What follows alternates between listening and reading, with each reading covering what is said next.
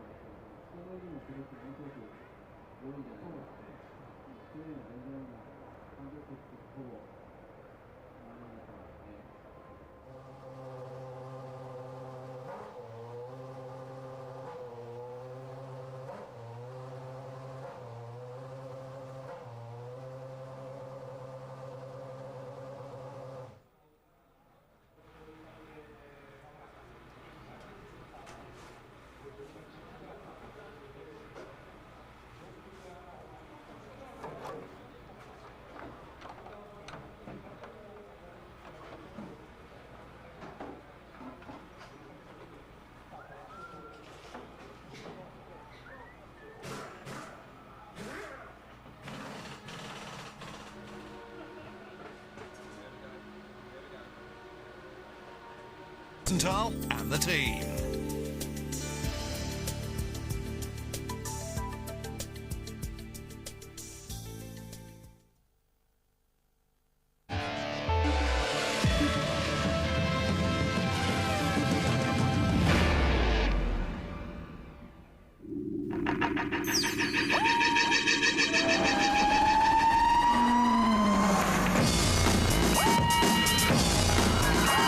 Formula One on ITV in association with Texaco.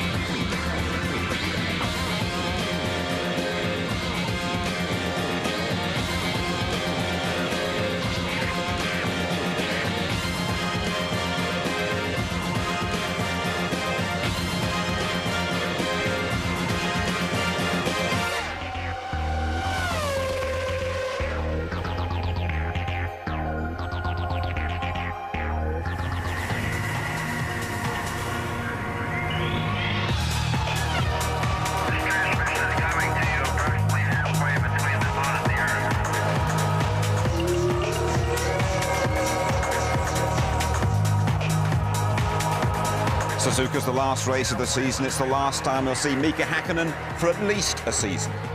This man's going for good, sadly. Jean Alesi can drive off into the sunset after the Japanese Grand Prix.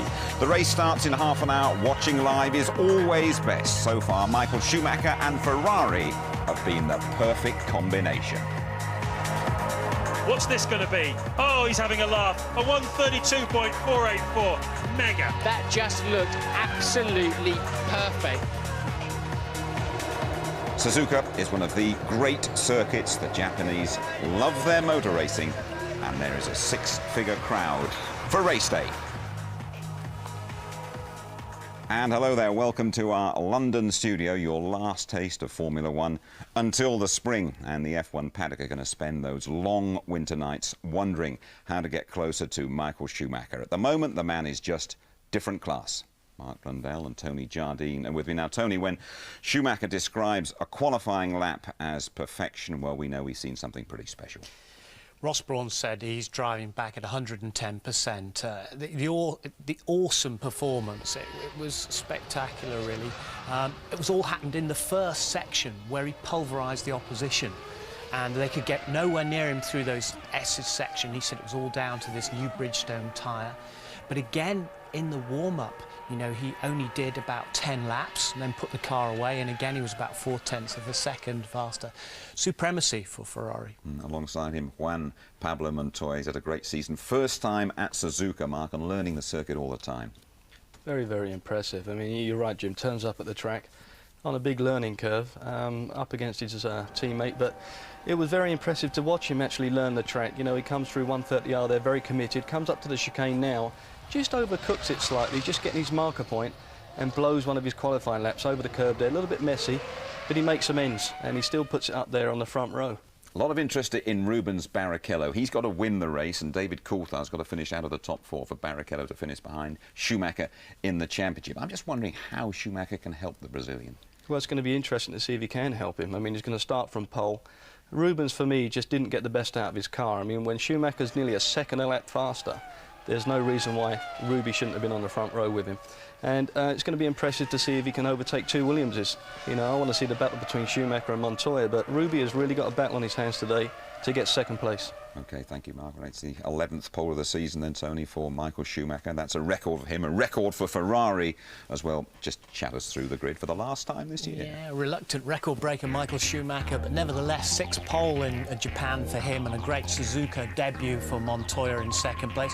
Ralf Schumacher says brother Michael's been playing with us all weekend. Barrichello contemplated taking the spare there. Häkkinen, mystery time loss. Fisichella best qualifying of the season, and race trim is what Coulthard Coulthard's hoping for. Much better performance from them there. Truly unsighted at the chicane, Button happy on full tanks, and Heidfeld, he said the car was slightly better after the crash and the rebuild.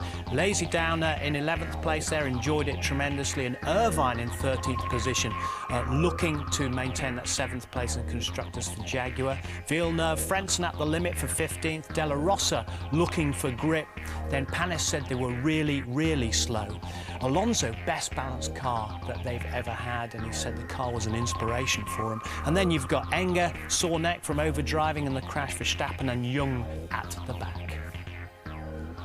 There's certainly a big difference between Michael and the rest of the world, but we have had races like it was, it was for us the same way, and we knew before we were going here that it was going to be a difficult weekend for us. And at the end of the day, I must say I'm surprised by how close we are, and I'm surprised that we are stronger than McLaren. Michael was really driving fast today.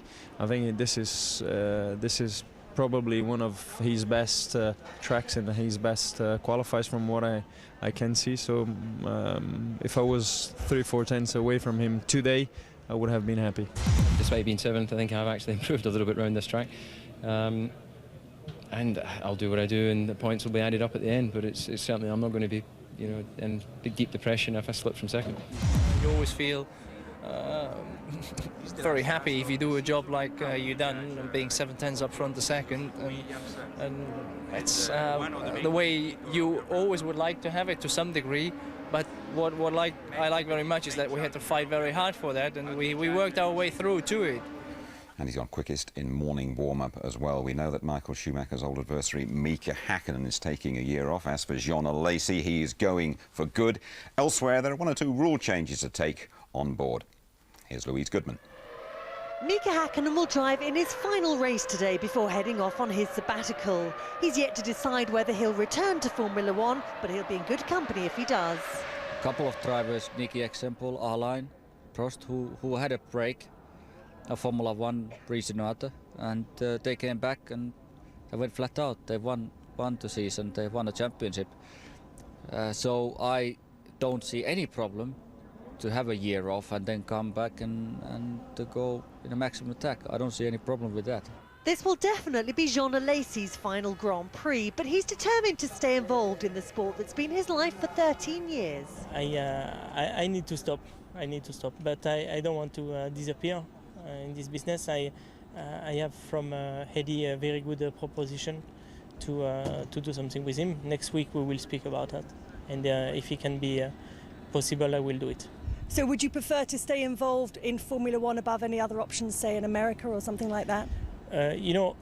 What I love most is driving, but maybe I can drive also with Hedy. So there is so many things we have to set, but I don't want to quit driving. I will not quit. Alesi has been passed over for the 2nd race seat at Jordan in favour of rising star Takuma Sato, who became the first ever Japanese winner of the prestigious British Formula 3 Championship this year. Sato is already held in high esteem by Jordan's engine partners. He's been testing for the Honda-powered British-American racing team this season. Sauber have also announced the identity of Nick Heidfeld's new teammate. McLaren-bound Kimi Räikkönen will be replaced by another up-and-coming talent, 20-year-old Brazilian Felipe Massa. Meanwhile, Heinz-Harald Frentzen has said that he's keen to stay at Prost, provided the team's financial security can be guaranteed. Thomas Enger is in with a shout for the 2nd seat, but Alain Prost may opt for a more experienced driver if he can afford that luxury. Finances could play a part in determining Tom Walkinshaw's final driver lineup too. Arrows have made an approach to Frentzen, but they may well be forced to keep current incumbent Enrico Bernoldi because of the sponsorship he brings. Jos Verstappen has a contract with the team for next year, but could still find himself ousted in favour of a 2nd paying driver. Alex Young looks set to stay at Minardi, and the team would like to keep Fernando Alonso as well. However, Alonso's manager, Flavio Briatore, may have other plans for his protégé. The Spaniard has been linked to a testing role with the resurgent Renault team. Not too many changes to the Formula One regulations in 2002, but the biggest concerns the electronics and telemetry of the cars as they lap the circuit. Behind me is an 8-man bay that monitors every parameter of Häkkinen and Coulthard's cars in real time as they go around, analysing that information and beaming it to the decision makers on the pit wall. Now the big change is that they can now send information back to the car affecting parameters such as traction control, engine and differential. This was not allowed before to prevent the teams activating illegal software during a Grand Prix and then switching it off.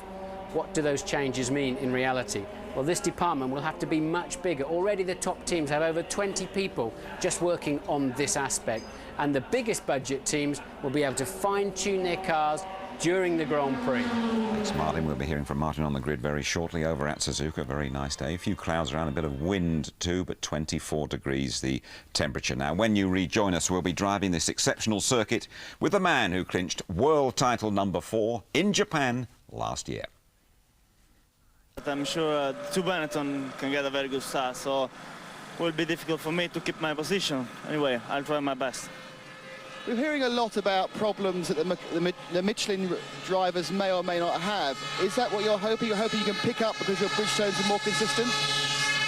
Well, for sure we have to take a look at when the Michelin runners will have the problem, and in this case, at that moment, we should attack. Thanks, Jarno. Best of luck.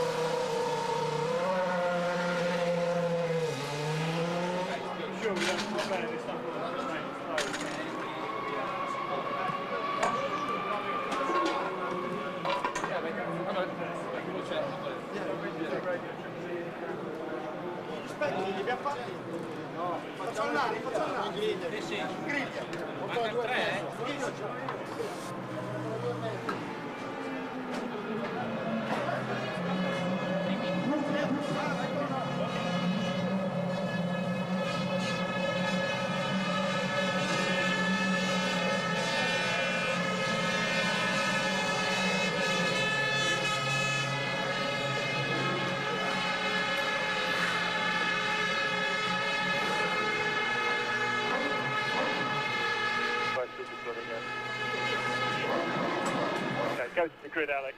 Then we'll decide what to do.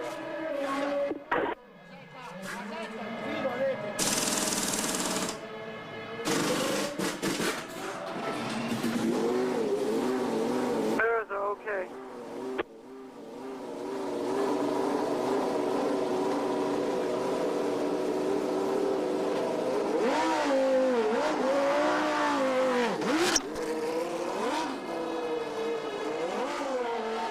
Straight to the grid, Alex. Straight to the grid.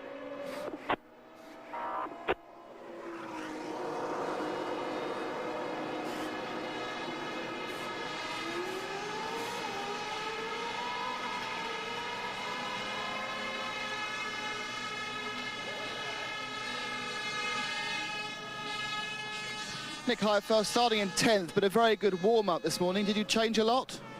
Oh, we didn't change a lot, but already Friday the car looked a bit more competitive than in the qualifying.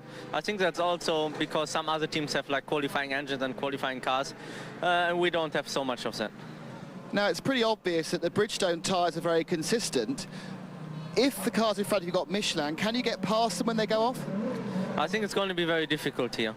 This is just difficult to overtake here, but quite often the prediction for Michelin is that they go off, but then they come back. So over race distance it won't be bad because most Michelin teams scrap their tires. Best luck, thanks.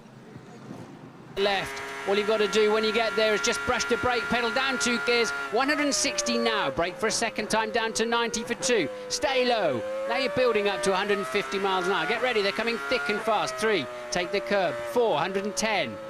5's upon you immediately. Stay as much to the left as you can. Over the crest. Into 6. Stay more right than normal. Now you're at the foot of the hill of the Dunlop curve. A never-ending left-hander. 150 through the middle. Building. to 175 miles an hour before the glorious Degner won. Easy 125. Brake more for the second part. 90, turn in early. Under the flyover, we'll be there later on in the lap, but now heading towards the hairpin. 165, braking, downshifting, turning in. The back end of the car goes light, down to 40. Be patient. Climbing the hill now, a series of long right-handers towards the spoon curve. 180 miles an hour when you get there. Stay to the right-hand side, bring it down to 120 through the first part, let the car run wide, down in again, 90.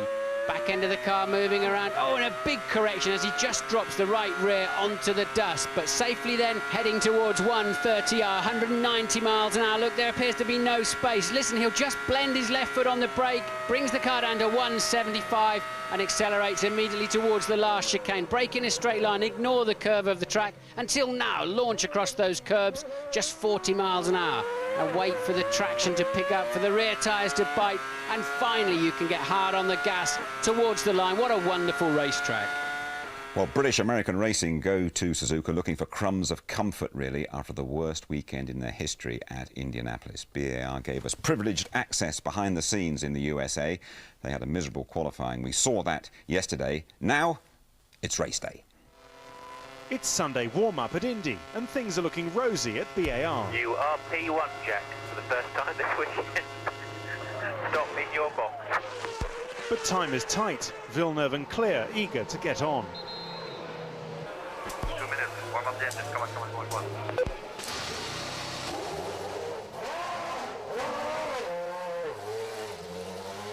Just minutes from the start, and Jock and Jacques discover a drawback of qualifying 18th on the grid. Hard to see the lights from down here. I suggest when the bloke behind you comes past you, you go. We normally do, basically, yeah. Set for. We need a really bullish start. You've got to do whatever you can. I mean, obviously, you can't take stupid risks, but you just got to go for it. You've got to focus on that reaction time, because it's all going to be on reaction time. Go! And they've all got away well! Okay, you're all clear behind you. You're all clear behind you, so you can go whichever way you like. There's no one alongside you. Good boy. Watch for Verstappen around the outside. For safety reasons, it's only after the start that Jock can take his place on the pit wall. Come on, Jack. All those ahead. You are quicker than those. You are catching. Come on. We need every ounce of every lap. Come on, dude. This is good. Just keep working at it. Try and get on the back of Benoldi. Come on, Jack. You need to start attacking Benoldi. Panis is directly ahead of Benoldi. Thank you for stating the obvious. Benoldi pits and De La Rosa's now the target. You do have a straight line speed advantage on De La Rosa, 3Ks. But on lap 43, a promising race ends in collision and a potentially unsafe car. What did De La Rosa do? Do you have any damage? It seems okay. 10-4. No point going on if it's slightly damaged. Hey, Jock, what's happening, please? We will stop, Jack. You can come round. We don't think there's any damage, but it's not worth taking the risk. Given that we were back in 17th, it really seemed that there was no point in risking his life or risking his health by doing another 25 laps around that last corner with possibly a broken wishbone. Having had a look at the car, there doesn't look to be any damage, but obviously you don't know that when you make that decision. Villeneuve starting 14th. Japan is BAR's 50th Grand Prix, and they're battling with Sauber and Jordan for 4th place in the Constructors. Right, let's have a quick word with Rubens Barrichello. The Brazilian's got a win to try and produce the perfect season for Ferrari. There is nothing that this man would like more today than to clinch second in the championship for Ferrari. Rubens, can you do it? I think I can. I mean, I'm going to try the best. I think the last two races has been so good. It's time to do it. I mean, it's one last chance. I'm going to be trying. Thank you very much. Best of luck. Now let's go down to Martin on the grid. Hello, everybody. Welcome to the grid. A little bit of a short run today. Silly hats on the Ferrari team. Apparently that's to celebrate both their championships this year. There's a man I want to talk to before he starts his probably final race. Are you with me, Andy? I don't know if we've got Mika. Quick word for British viewers. So, Yeah. Your last race for a while, maybe your last race ever. What we really keen to know what's going through your mind. Well, not a lot. To be honest, I mean, I don't want to start talking about too much what I'm really feeling in terms of emotions, whatever. I'm very much focused for this Grand Prix. Yeah. I still want to do extremely well for myself and for the team. We tried to win it. Even we didn't perform very well yesterday in the qualifying, we still tried to win it. I'm impressed what the engineers did for the car after the warm-up. The balance is better than ever. I'm happy to go for it today and try to win it. And you know. Well, you won Indianapolis from 5th on the grid where you are today. I mean, what's your chances today? Chances are extremely good. I mean, I look very positively. Anything can happen. The race is long after all, so it's just gonna go flat out, man. You've won 2 World Championships from this very grid. You must have a special feeling for today. You must have a great emotion, but you're keeping it under control. I'm keeping it under control at the moment, to be honest. You know, I don't want to feel it. I don't want to feel anything at the moment. Okay. Let's talk about after race or something. You know. Okay, back to you. Thank you. Thanks very much indeed, Martin. We're about to bring down the curtain then on F1 2001. Just to remind you, second place and 6 points would make Michael Schumacher the top scorer of all time. Just wondering if he can help Rubens Barrichello to follow him home in the championship. David Coulthard, he's set for second place. That would be the best season of his career. Interesting bit of headgear from Michael Schumacher as he gives yet another interview. The Japanese Grand Prix then is coming up next for you on ITV1. We say farewell to a great racer, Jean Alesi. Good morning. As you know, it's going to be my last race in Formula 1. I enjoy very much, and I will push very, very hard for this last Grand Prix. I want to say thank you for all the fans and to the Jordan team who's watching the Grand Prix on TV. Stay with us on ITV. Bye. Mika Häkkinen, this is the last pre-race interview of this part of your career. How do you feel? I'm sorry, I just have to go. I'm sorry. No, you must have more to say than that, Mika. Come on. I'm looking forward to see how it's going to go. Obviously, we are trying to win this one because it would be fantastic to win the last Grand Prix. Our performance compared to competitors who are in front of us at the moment is not great. But we have to keep optimistic mind, positive mind. Anything can happen. So I'm looking forward to the start of the race. But this is a circuit where you've always shone. In fact, you won the championship here by winning in 98 and 99. So maybe today? Maybe today, indeed. We'll see. Good luck, Mika. Thanks a lot. Maybe today, indeed.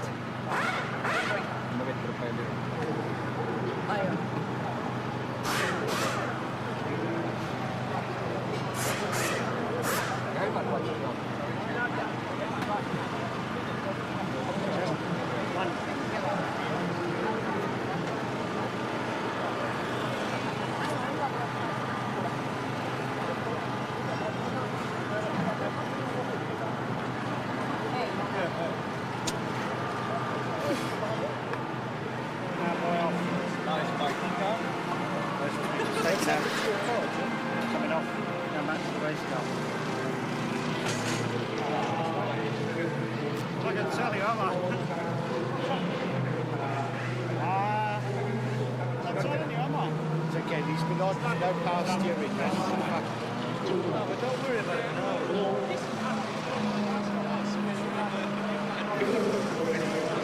Where's that car? He's going back into his race car.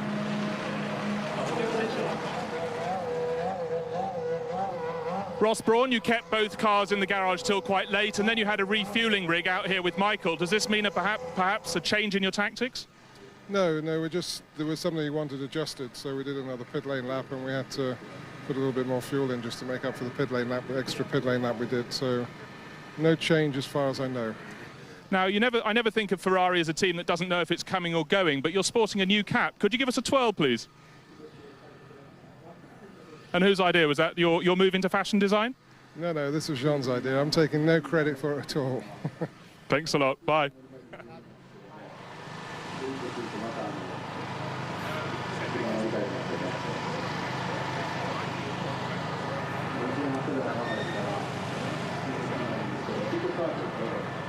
Thank you.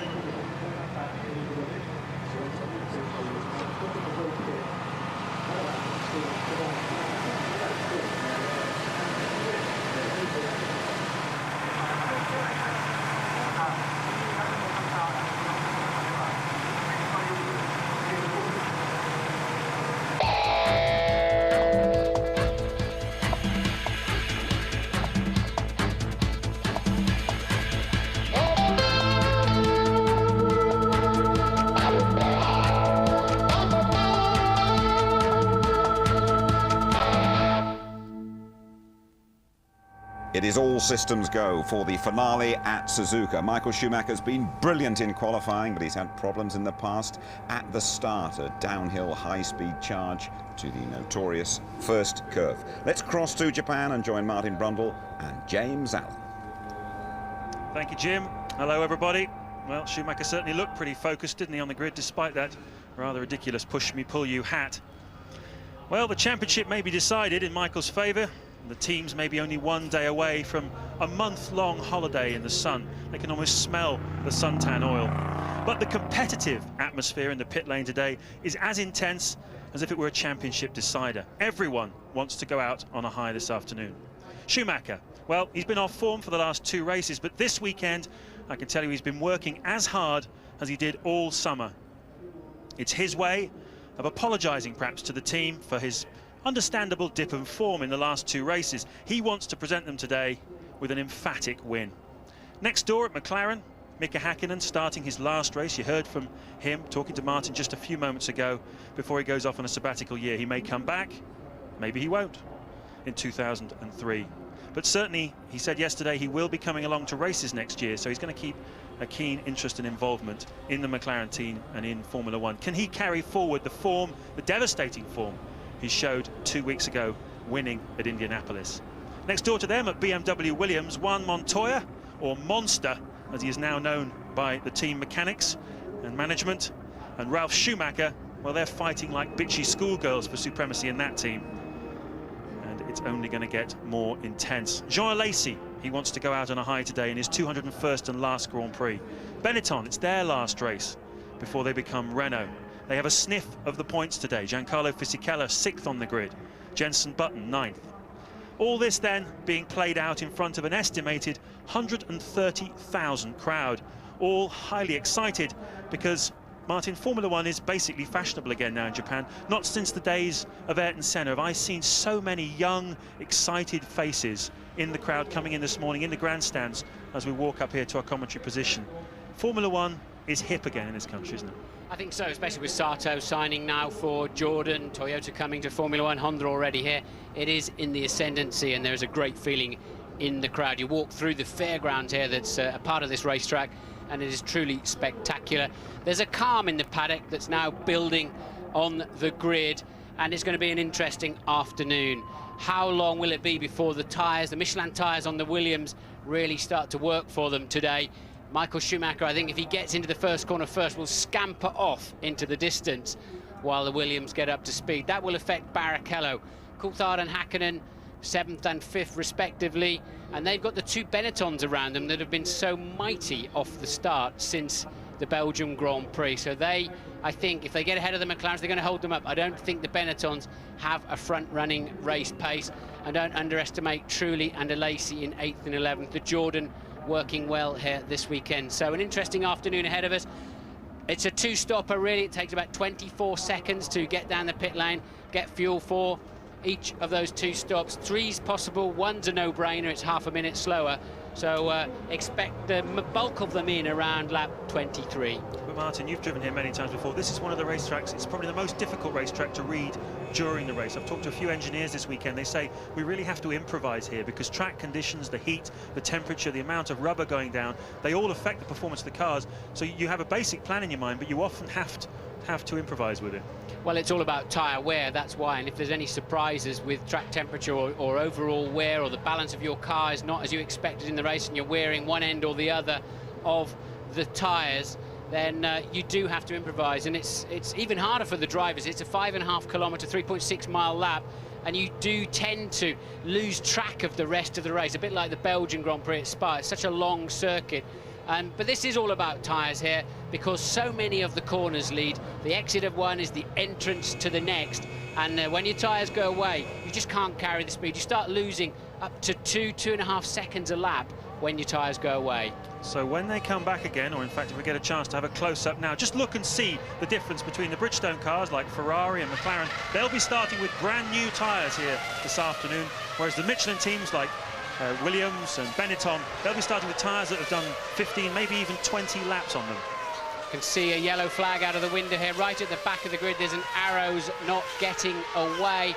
It's Benoldi. We think it's Benoldi. Yeah, it is indeed Benoldi. So they'll restart that car, and hopefully he will rejoin.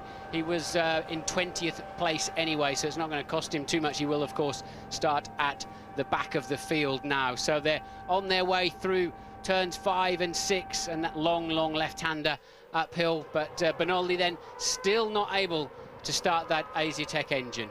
Amazingly, this Enrique Benoldi, you see the rear wheels spinning, they're going to have to drop it down off the jacks. Enrique Benoldi's actually out-qualified Jos Verstappen 10-7 this season. He's been sort of in the shadows throughout this Formula 1 championship. Some doubt about whether he'll keep his drive for next year with arrows, or indeed keep a place in Formula 1 at all. And yet if you look at the statistics, he's been pretty fast. It's just in the races he's let himself down. Through the hairpin then go the front runners, building up, the heartbeats building up as well in preparation for this so important start to the last Grand Prix of the season. Now this is an interesting scenario, James. Benoldi's still on the line. They're 2/3 the way round the reconnaissance lap, the green flag lap, warm-up lap, call it what you will, but Benoldi is still here on the start, and now they're having to drop it down and push it off the line. Otherwise he's going to interfere with the start of this Grand Prix, and they will not let that happen. They've got a gap in the wall about 30 metres behind where Benoldi's car is. He's being pushed back. He should make it. You can see the front runners now just coming over the crisscross area, the figure-of-8 circuit. There you see, that's the point at which the two figure-of-8s cross. That's the 130R corner, very famous 180 mile an hour. Hold on tight and hang on for dear life corner. And you can see Schumacher slowing the front runners down. I can tell you Benoldi now, his car just being pushed through that gap into the pit wall as we see Alex Young cruising slowly down the pit lane. Okay, so Young obviously didn't make the grid at all. He will start after the rest of the cars have passed the line, and he is indeed in the spare car. So he was 21st on the grid anyway, sorry, 22nd on the grid. He will now start effectively 21st because Benoldi has yet to have an engine that will run. The last start then for Jean Alesi, possibly the last start for Mika Häkkinen. What goes through your mind when it's your last Grand Prix start? What goes through your mind here, I don't think they'll be thinking about it the last one, is that it's downhill on this grid, so it always needs left foot on the brake and really just to hold the car on the clutch. And then you can see very used Michelins on the front as we just scanned away of Montoya's Williams there. Will Montoya beat Schumacher down to the first corner? It's absolutely crucial. Otherwise, I think Michael Schumacher's going to romp away into the distance. But we have seen the Ferrari getting better of recent times away from the line. Mika Häkkinen then, he has a set procedure to go through, a number of buttons to press to activate his launch control. They both looked incredibly cool, didn't they? Schumacher and Montoya, 850 horsepower behind them underneath their right foot. Going to release it any moment now. Any moment now. Off they go! Montoya, great start by Fisichella on the outside, but Schumacher cuts across, as he did to Mika Häkkinen this time last year. He has the honours into turn 1. Montoya leads Ralf Schumacher. The Benetton well placed, as well as Rubens Barrichello. Holds on to 4th place, going around the outside. But Ralf Schumacher into the S's. Yes, indeed, both Benettons did fly off the line, and Fisichella ahead of the two McLarens then at this time.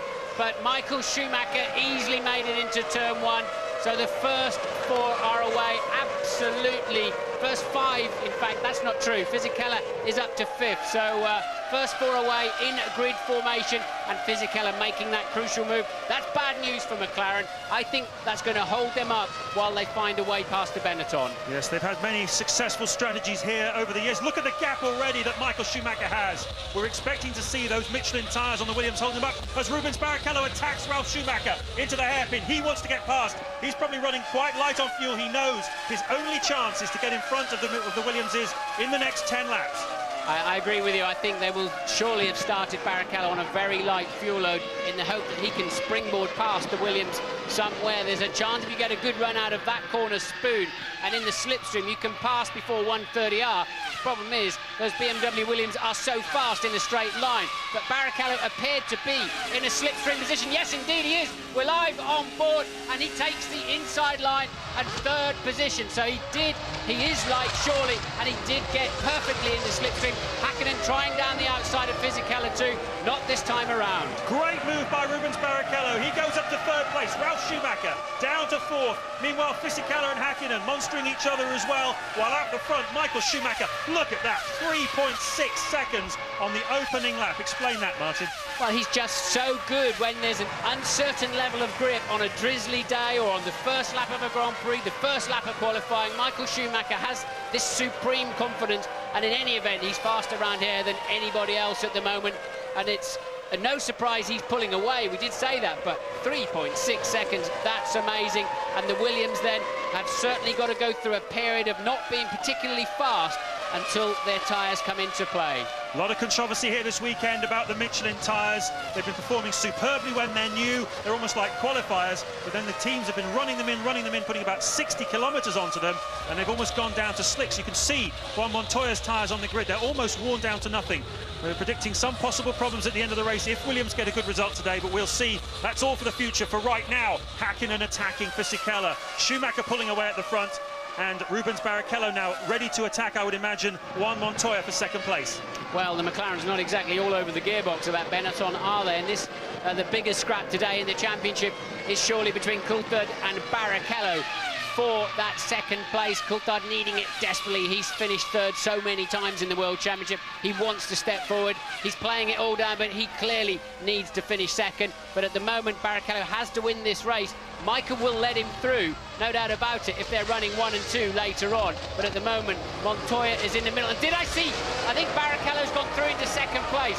Just out of the corner of the screen, Barrichello made a move into the final chicane. I believe Barrichello is up into second place, yes indeed. Well, the computer agrees with you, Martin. We haven't seen it, but Rubens Barrichello snatches second from Juan Pablo Montoya. It's a Ferrari 1-2 on lap 2. There he is. We think he's got back. He's been retaken. Look, Ralph's got him back again. So Montoya's got him back again. So Montoya back up into second place. Rubens down to third. Well, I'm afraid the Japanese people missed that, but no doubt about it, Barrichello crossed the line in second place, but Montoya having a second go at him up the inside into turn 1, I would guesstimate. Hopefully we will see a replay. That must have been some kind of brave move. On board now with Rubens Barrichello, chasing down the monster. And a spinner, it's one of the Benettons. It could be Fisichella, is it? Yes, it is. It's the lead Benetton, isn't it? So must be Fisichella then. Did he have a tangle with Häkkinen? Oh, we're going to find out. So a lot of questions to be answered here in the opening laps of Suzuka. We're working on the third lap. It's Schumacher leading from Montoya, sorry. The computer still says it's Barrichello, but Montoya is in fact in second place. Barrichello third, Ralf Schumacher fourth, Fisichella was fifth. We wanted to see where he is now. Sixth is Häkkinen, seventh is Coulthard. Now, Barrichello not quite as close this time on the exit of Spoon. Not as close as he was last time, so I don't think he's going to be in anything like the position to pull off that audacious move. Brave move he made last time around into this 130R corner. But that's always the best time to re-overtake somebody. Attack immediately, and that's what Montoya did to snatch back second place. We didn't see any of it, sadly, up here in the commentary box, nor did you at home, I know. But Barrichello once again then in the slipstream, but into turn 1 it is much harder. Montoya feeling the need to cover the line, but it's not going to happen this time. And that is the corner, presumably where Montoya made that move. I can tell you it's 140 miles on the entry, 95 on the exit. That's a very fast corner to be re-overtaking somebody. Most of the time it happens under braking, as we saw into the chicane. Well, we saw how fast Barrichello was under braking into the chicane where he passed Montoya, so no doubt about it, he's running a lighter car and has a better car under braking, I'm sure of it. So if Barrichello gets another sniff into the chicane, last chicane, I think he'll be through again. So the winners and losers at the start, Häkkinen down 1 place, Fisichella up 1 place, but we think he's lost that now. Otherwise, Raikkonen did well, up 2 places from 12th to 10th place. He's now got himself up to 9th. He's the big winner from the start as we've got the first pit stop of the day. And that then is a Prost runner who's lost. Frenzen's obviously damaged his nose somewhere. We don't know why or how, but Frenzen in the pits for a new nose. But Fisichella spun between the two Degners, and therefore I doubt it was contact with Häkkinen. I'm afraid the Japanese director has missed absolutely everything so far. Fisichella's down to 12th. I think he would have spun by getting too deep into Degner 1, and then you lose the back end. Here is a replay then. Look at both Benettons leaping off the line. Michael fast off the front, covers the inside line immediately, doesn't need to, he realises, takes the normal racing line and already begins to build that amazing lead. Did you notice that Ralf Schumacher thought about going around the outside of his teammate Montoya? As you see it again, he's right around the outside. There is a possibility, but he backs out of it. Montoya was smart there. He just stayed on the straight and narrow line, so there was no chance of tangling. And this then is your leader by 8.9 seconds on lap 5. Michael Schumacher having a laugh.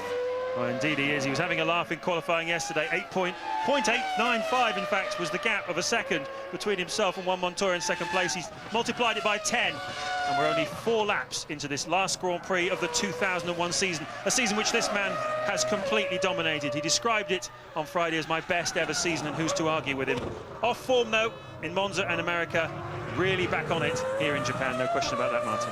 I think it's the first time we've really seen Michael Schumacher in the easily the best car, really. And, well, look at the points difference he's won the championship by.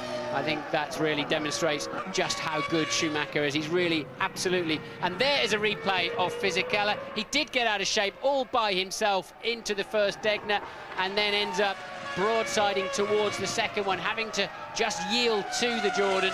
So Fisichella releasing the 2 McLarens. That'll be a relief for them. We're talking about points this year, Martin. 6 more points today, and this man, Michael Schumacher, becomes the greatest point scorer in the history of Formula 1. Overtakes Alain Prost. It's the last record that Prost has clung to with his fingernails, as Schumacher has just grasped them all in this amazing 2001 season. Well, he's about 7/10 faster than Montoya, second place man Montoya, in the first 2 sectors of this lap. Let's see what the gap is as Montoya goes over the line now, and it is 9.7 seconds now, so another 8/10 then. That's what Michael's pulling out every lap. When will the Williams have to stop for fuel? But now, look at the 2 McLarens. Suddenly they're released from behind Fisichella. They can start to attack, and Coulthard very fast in this morning's warm-up, second only to Michael Schumacher. Now the picture might look bleak at the moment, Martin, for the Williams team and those following them, with Michael Schumacher so far out front, but clearly he's running less fuel than the Williams. It's clearly those tyres on the Williams are not working as well as his tyres, but how's it going to shake out? How are they going to get themselves back into this race? They've just got to dig deep and just make sure they max out every braking zone, every corner. We don't know if Michael's 3-stopping. It's so difficult to judge today because he has been so much faster than everybody else. You would normally say this much extra speed, he's going to stop one more time. Oh, and that's a big accident with a Sauber, and we saw, which corner is that? That is obviously a Jordan of Alesi. It's a Raikkonen and Alesi, I believe. And they've gone into the wall. There he is in his last Grand Prix, Jean Alesi, and he and Raikkonen were disputing 9th place. Alesi was just 0.2 of a second behind Raikkonen as they went into that lap. So obviously he's looking back with some concern towards the car of Kimi Raikkonen, and he's out of the car. There he is by the fire station sign. You can see the young Finnish driver, 21 years old, just touching his toes, obviously a bit winded there. Yeah, that's a big accident.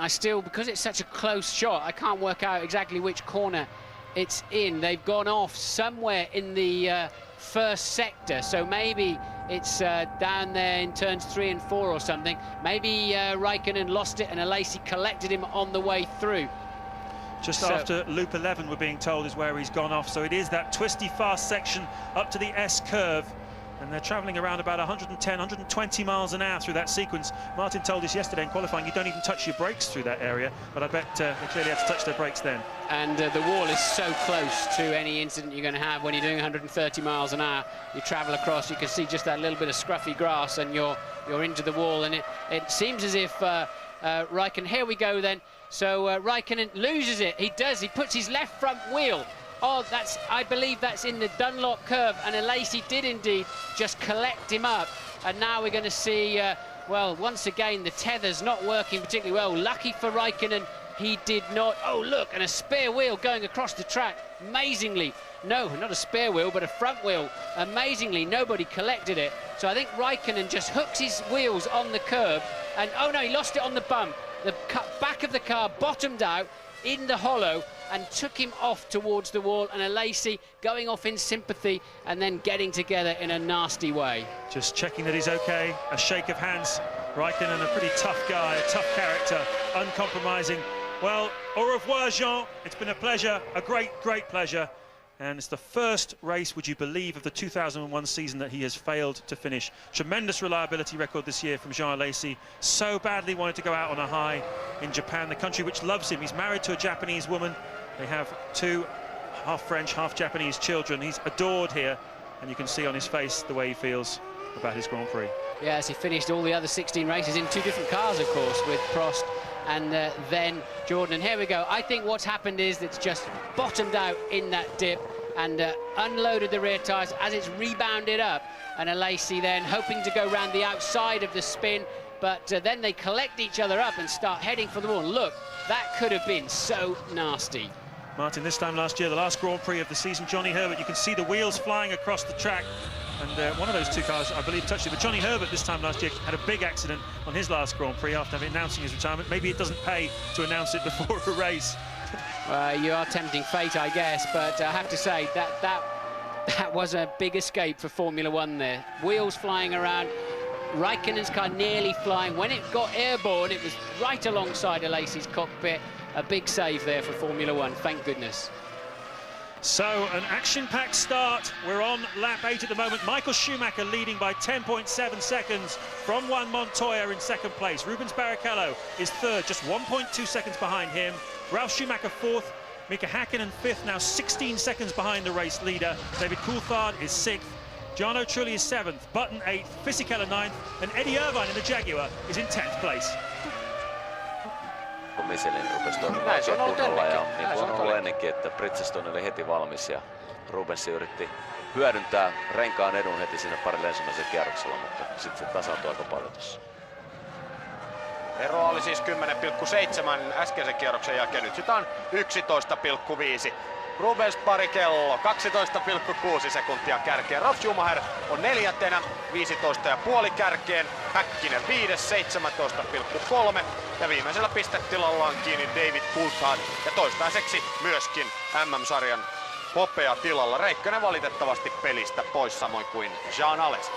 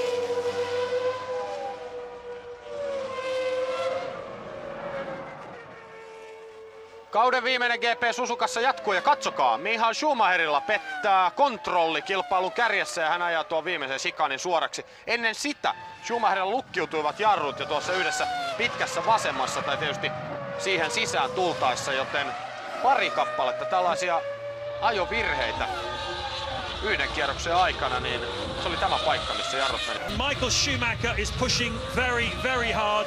Maybe he's pushing too hard, Martin. And we've got a replay. Michael Schumacher outbrakes himself into the final chicane. He's really pushing so hard, trying to build a lead, almost as if he may have to make an extra stop this afternoon, taking to the carpet that's down there. It's a grass carpet, effectively. So Schumacher pushing extremely hard. That was his second mistake on that lap as well, so he really is pushing extremely hard. He had a huge lock-up into the hairpin as well. You're looking at Juan Montoya chasing him down in second place. That gap now stabilised at 11.6 seconds. Rubens Barrichello just 1.5 seconds behind the Colombian in third place. Ralf Schumacher fourth, Häkkinen fifth, Coulthard in sixth. Yeah, Coulthard staying within touching distance of Häkkinen, their fifth and sixth. Of course, Coulthard needs to finish fourth or better to guarantee himself second in the championship. And third place man at the moment, Barrichello, must win the race. So Montoya now just sets the fastest lap of the race so far. A new lap record, a 37.551. We've seen this before, though, haven't we, Martin? These Michelin tyres, about 10 laps into the race, they start to come into a sweet spot. This is where Montoya and Williams have to capitalise. Possibly that was in Michael Schumacher's mind as well, the knowledge that these Michelin tyres, you can see there, the Williams pit wall, they know what's happening. Montoya knows what's happening. His car is now starting to feel like it's under him, and he's got the hammer down. And this is what Ferrari are unhappy about. They think that it's against regulation number 81 that the Michelin tyres are paired to improve significantly in performance as the grooves wear out. Even if there's a little bit of groove showing, we think that there's rubber underneath the grooves on the Michelins where there's not on the Bridgestone, and I think that's the cause of concern here this weekend. And now both Williams are fastest cars on the track. Ted, what can you tell us? Martin, I think both Ferraris are light because Schumacher had to guarantee that he wouldn't get passed by Montoya at the start, because Williams have been making some absolutely monster starts recently, and that's partly why we saw that very aggressive move across the bows of him. It's a Schumacher special. But if Schumacher keeps this kind of pace up, I reckon he'll be 25-30 seconds ahead of his next rival by the time he stops first on lap 20-21, and that's well time enough to get in and get out with the fuel he needs. I agree with you to a certain extent, Ted, but for the first time, last time around, Montoya pulled the lead back. Montoya was the faster man. So we'll see. Michael's done a 38.5 on that lap and a 37.7 for Montoya. So that lead is now down to 10.4 seconds. Now, once again, there's a Lacey still making his way back to the pits after that incident with Kimi Räikkönen. Now Montoya is easily the fastest man on the track, and he's pulling Barrichello along with him. So Michael then has, I don't know whether he's overcooked his tyres or what's going on up front, but Michael dropping significant pace. Yes, and the man on the move is Juan Montoya. He's even 0.4 of a second a lap faster than his own teammate, Ralf Schumacher. So far in the back end of this season, we've seen the Colombian have the ascendancy in the team. I mentioned before, they've been fighting like schoolgirls. It's the only way you can describe it. Always having a little bit of a go at each other behind the scenes. Ralf Schumacher, going into this weekend, Martin, gave a very controversial interview in one of the magazines in which he said, why doesn't Williams have team orders? We should have a clear number one and a number two. Presumably he was thinking he should be the number one, otherwise he wouldn't have said it. But surely on this form, Montoya is the top dog in that team at the moment. It's heading that way, isn't it? And when you think this is Montoya's first season of Formula One, first time ever at a technical circuit like this Suzuka racetrack, very much is. So Montoya, I would say, is beginning to get the upper hand in that Williams squabble. But a little bit further back down the field, then we're looking at Verstappen, Panis, Alonso, which is 14th, 15th and 16th. A reasonable and hard fight going on down there. Sometimes you drive the race of your life back there, virtually unnoticed. This is Michael then making his way past a recovering Prost that was wandering across Frentzen, wandering across the white line. He may even get a penalty for that. He was not paying attention, probably looking in his mirror to see where the leader was as he came through. Michael 10.1 seconds ahead now. He's lost another 0.3. That must have been Frentzen's second pit stop, because we saw him earlier on taking on a new nose. So a terrible day for the Prost team, with Enger in 17th place, just behind the battle we were looking at a moment ago with Panis and Verstappen, and Frentzen down in 20th. Now what's the gap? We've got the stopwatch running this time by. This is lap 13 of 53. Long way to go in this race, by no means over 10.7. You can see Schumacher trying to respond, but Montoya still pushing hard. 0.3 that lap. Yeah, but Schumacher's just done the fastest first sector and 0.6 up on Montoya, so Michael suddenly finding a bit more grip again. Don't know what that's all about. I think that was Frentzen's one and only pit stop. He obviously was in the pits for best part of 2 laps, I think. It's only showing him his one pit stop here on the computer, so why he was wandering out of the pit lane, I don't know. Up the hill towards 130R. You can see Frentzen just shadowing Michael Schumacher there, with having another look at the gap between him and the second place car. As Martin said, it's a 2-stop race, this one, so everybody very keen to have the maximum advantage they can going into the first stop. We're expecting the cars to come in for their first stop in the early lap 20 sort of region. But we saw Jean Alesi crashing out just a moment ago. Louise Goodman is down there with him. Yes, he's arrived back in the pit lane now. Jean, very nasty accident. Not really much that you could do about it, though, was there? I have just to say we have been lucky, both of us. I am very happy. I didn't hurt him because he was just on the front, and my nose is quite high. But I'm very happy. Everything at the end went very well. just a bit sad to finish my career like that, but his life is motor racing, and we have to accept these situations. You've given us many great years, Jean. Thanks and best of luck in your retirement. Yeah, it is sad for him, isn't it? You always want to go out on a high, score a few points or something, and not to be involved in an incident, especially when it was absolutely nothing to do with the Lacey whatsoever.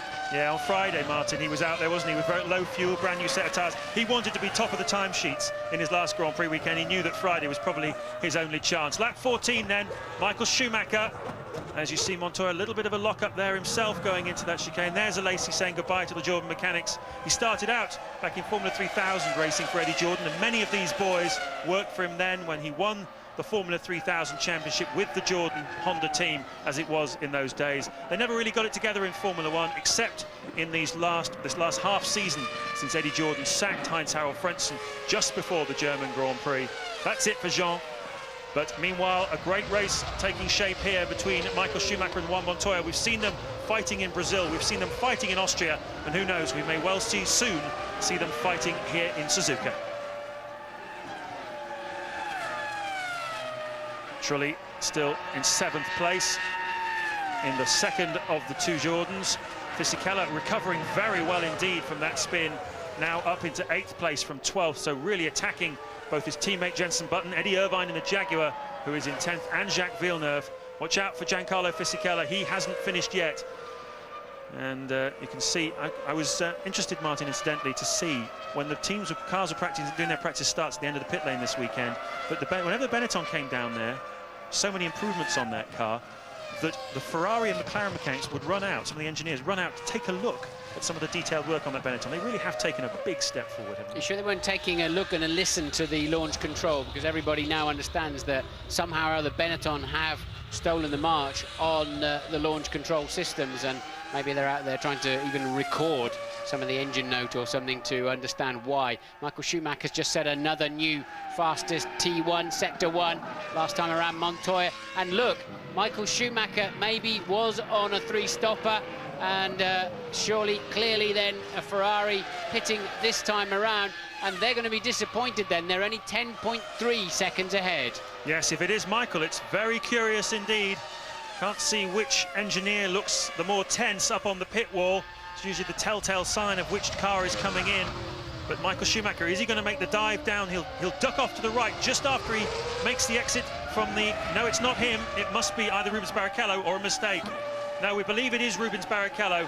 So Michael Schumacher, and we've seen him making up the time in the first sector of the lap. That's really the only opportunity he has, because the Williams car is behaving better in the second and third part of the lap. So it's from here, basically, the next 30 seconds is where Michael has to put the hammer down as Rubens Barrichello comes in from 3rd place.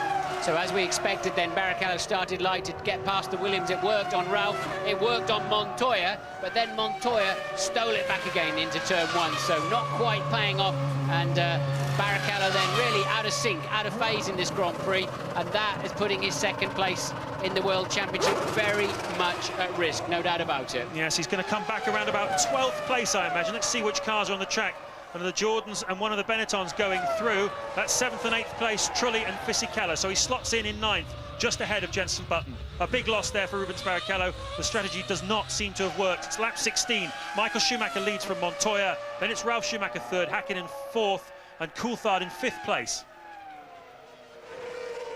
Benetton then also ready. Looks like they too are on a 3-stopper. We're on lap 16 of the Grand Prix. 15 laps completed. There's the running order at the end of the 15th lap.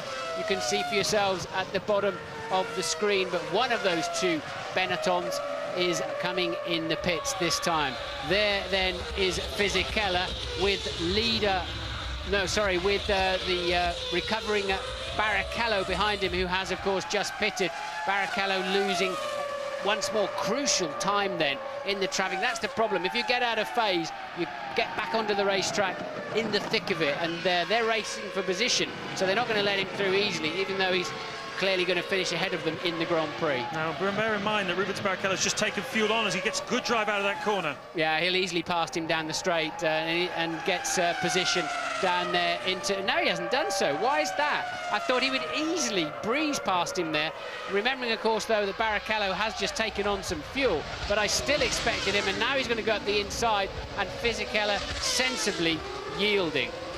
Well, he may be coming into the pits. There he goes. So it would have been very foolish to do anything other than yield. And so does Jarno Trulli. So the 7th and 8th place cars both dive in on lap 17. This is early for a two-stop strategy, but they're racing each other for position. Both want the points for 4th place in the championship. Trying to overtake Sauber, who are nowhere today. Massive relief there for Barrichello then to see both those cars pit ahead of him. He'll be so happy heading down to turn 1 with clear track in front of him. And obviously then the Jordan, it is a difficult pit lane there because there's a rain gully in the middle of it. Jordan then staying ahead and keeping that position. Yes, indeed. It's the order they came in Trulli and Fisichella. They'll have dropped down to about 13th or 14th place now, but hasn't Rubens Barrichello got himself out of jail there? He was languishing behind the 8th and 9th place cars. Now he's up to 6th and attacking, well, he will be attacking soon, David Coulthard, as the leaders will be thinking soon about getting into their pit stop sequence. Olivier Panis there pitting from 17th place.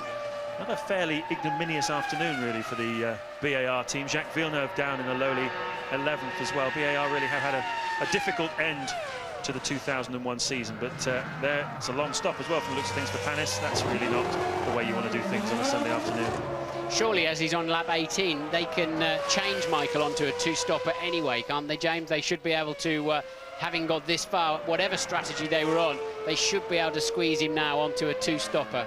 Well, according to the computer model that was handed to us before the race, a three-stopper would have come in around about lap 14, and we saw Barrichello coming not long after that, so Michael doesn't look as though he was as light as we thought. That opening pace was genuine opening pace. No wonder he had a few lockups. He was pushing like mad.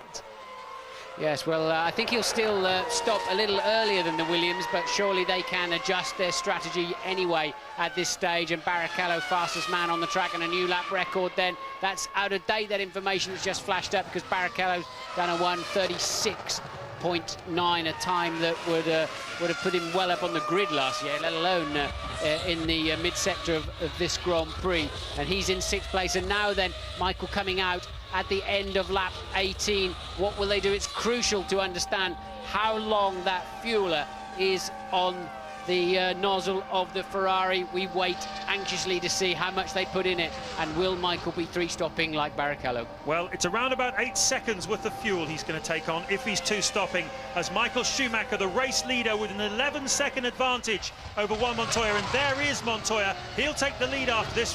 Ralf Schumacher will go through as well. Who knows how many other cars too. Has he made the right decision on strategy? We're going to find out very shortly. He's going to lose a lot of places by making this stop a little bit early. Can he make them up later? How long does it take him? Let's see. Fuel on now.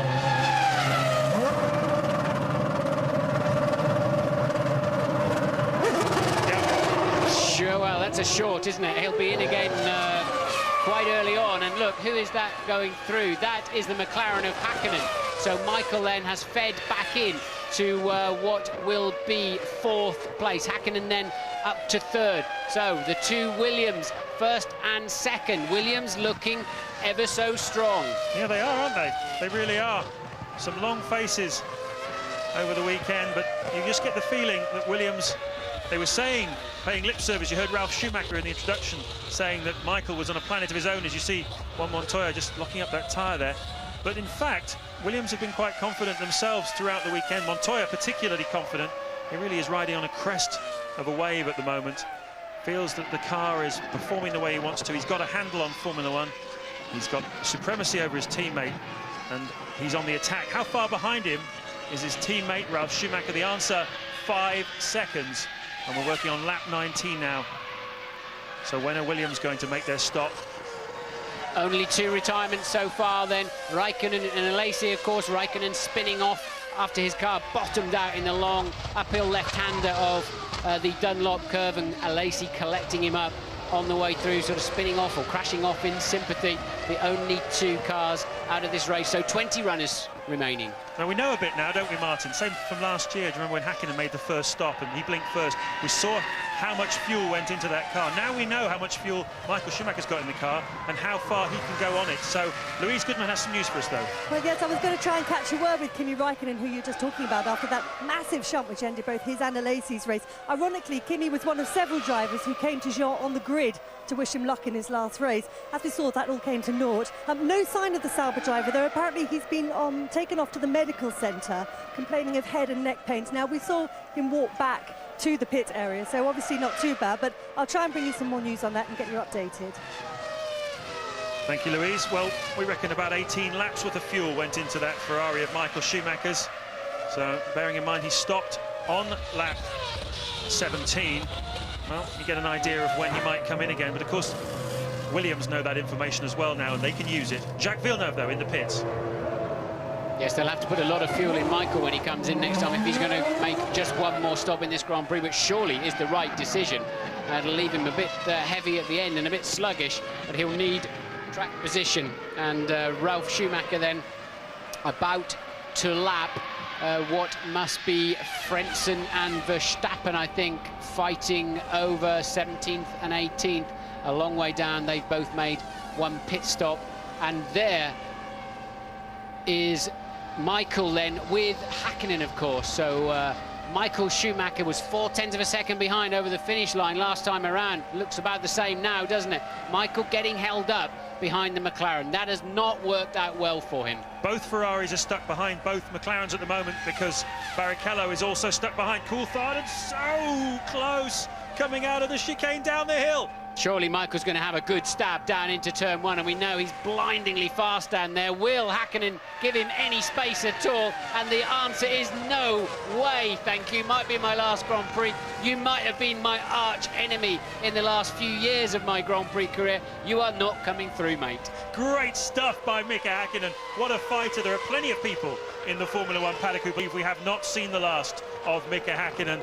He had a press conference yesterday in which he said that he would love, believe it or not, to see his son Hugo take up kart racing in the future. He wants a Häkkinen dynasty, and he wants more Formula One championships and all the rest of it. Williams, though, getting ready. This is lap 21, so quite an early two-stopper for Williams, and look at how tired those tyres are already, just going on to the car for the next stint. Well, remember in Belgium, Benetton also, and Häkkinen running wide. Will Michael get a run up the inside? No, it enabled him to get on the power, even though he was wide, get on the power quite early and keep defending that position. So Michael then losing time at this stage of the Grand Prix. Häkkinen clearly in a slower car, but defending extremely well. And a stop-and-go penalty for Enrique Benoldi, which we might see him take at some point, but at the moment we're focusing on this battle for third place between Mika Häkkinen and Michael Schumacher. Montoya still leading the race by now 6.7 seconds. He's pulled out an advantage over Ralf, and this is why, because he was the first of the two Williamses to make the stop. Ralf Schumacher now leads the Japanese Grand Prix, the third different leader we've had this afternoon. How many more will we get? I was saying, remember, Benetton left their front tyres on in the Belgian Grand Prix, their front Michelins, but they're changed for Williams. But they look very second-hand, don't they, already? And as expected, about 8 seconds worth of fuel then. So clearly a two-stopper, but look where he comes back out. It is behind Häkkinen, isn't it? And why is that Ferrari down the road like that? Why is Michael Schumacher?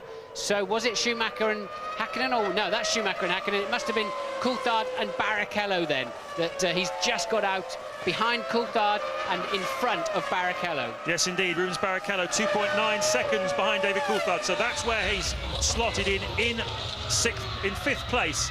So Montoya down to fifth. Ralf Schumacher up to first. Formula One race. I told you it was going to be intense this afternoon, didn't I?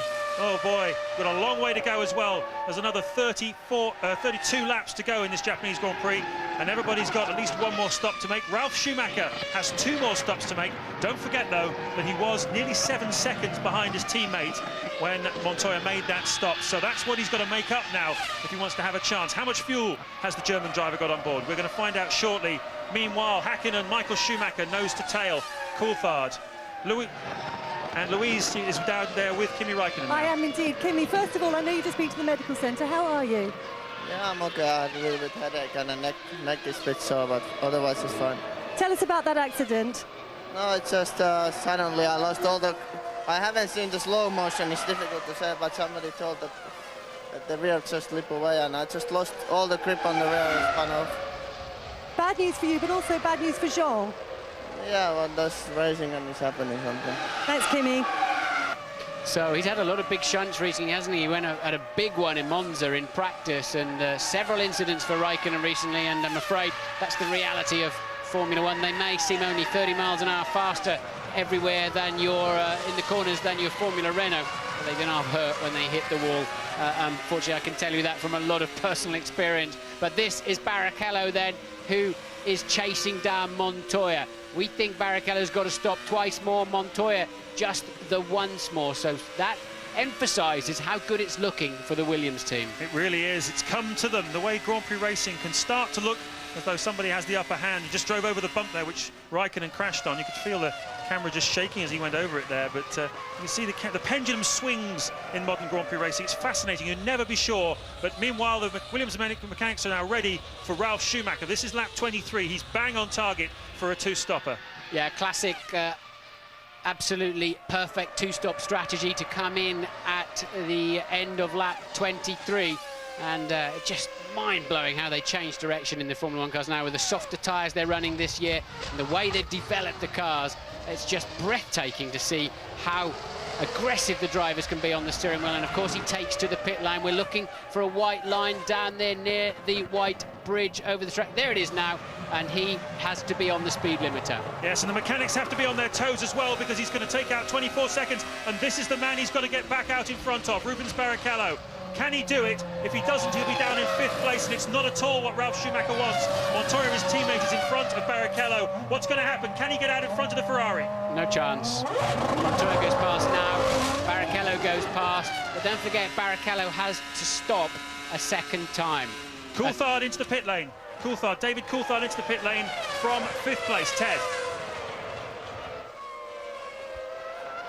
Coulthard surprising even Ted, then hopefully he didn't surprise the McLaren team. I'm sure he didn't, because to say again, that is the optimum time to run this race, to stop for the first time at the end of lap 23. And there you can see clearly then Montoya still ahead of Barrichello. And we have a 4th different race leader for the afternoon. We're on lap 24, and now Mika Häkkinen is leading the race with Michael Schumacher just 0.6 of a second behind him, with Montoya a further 6.8 seconds down the road. It's shifting a lot at the moment. This is the period of the race where things have to be done. This is where the work really has to be put in. Montoya, Häkkinen and Michael Schumacher all very anxious to win this race. And there's a few others that would like to do it as well. But those three are the likely possibilities. Coulthard has pitted. Häkkinen still has to come in. He's the only one of the front runners still to make his stop. But you're looking, though, at the battle for 3rd place between Montoya and Barrichello. I think that's a bit out of date, that computer readout on your screen, because Ralf Schumacher has, of course, pitted and is now behind these runners. It takes about a lap for the computer to catch up and sort itself out. Montoya kicking up the dust in 130R.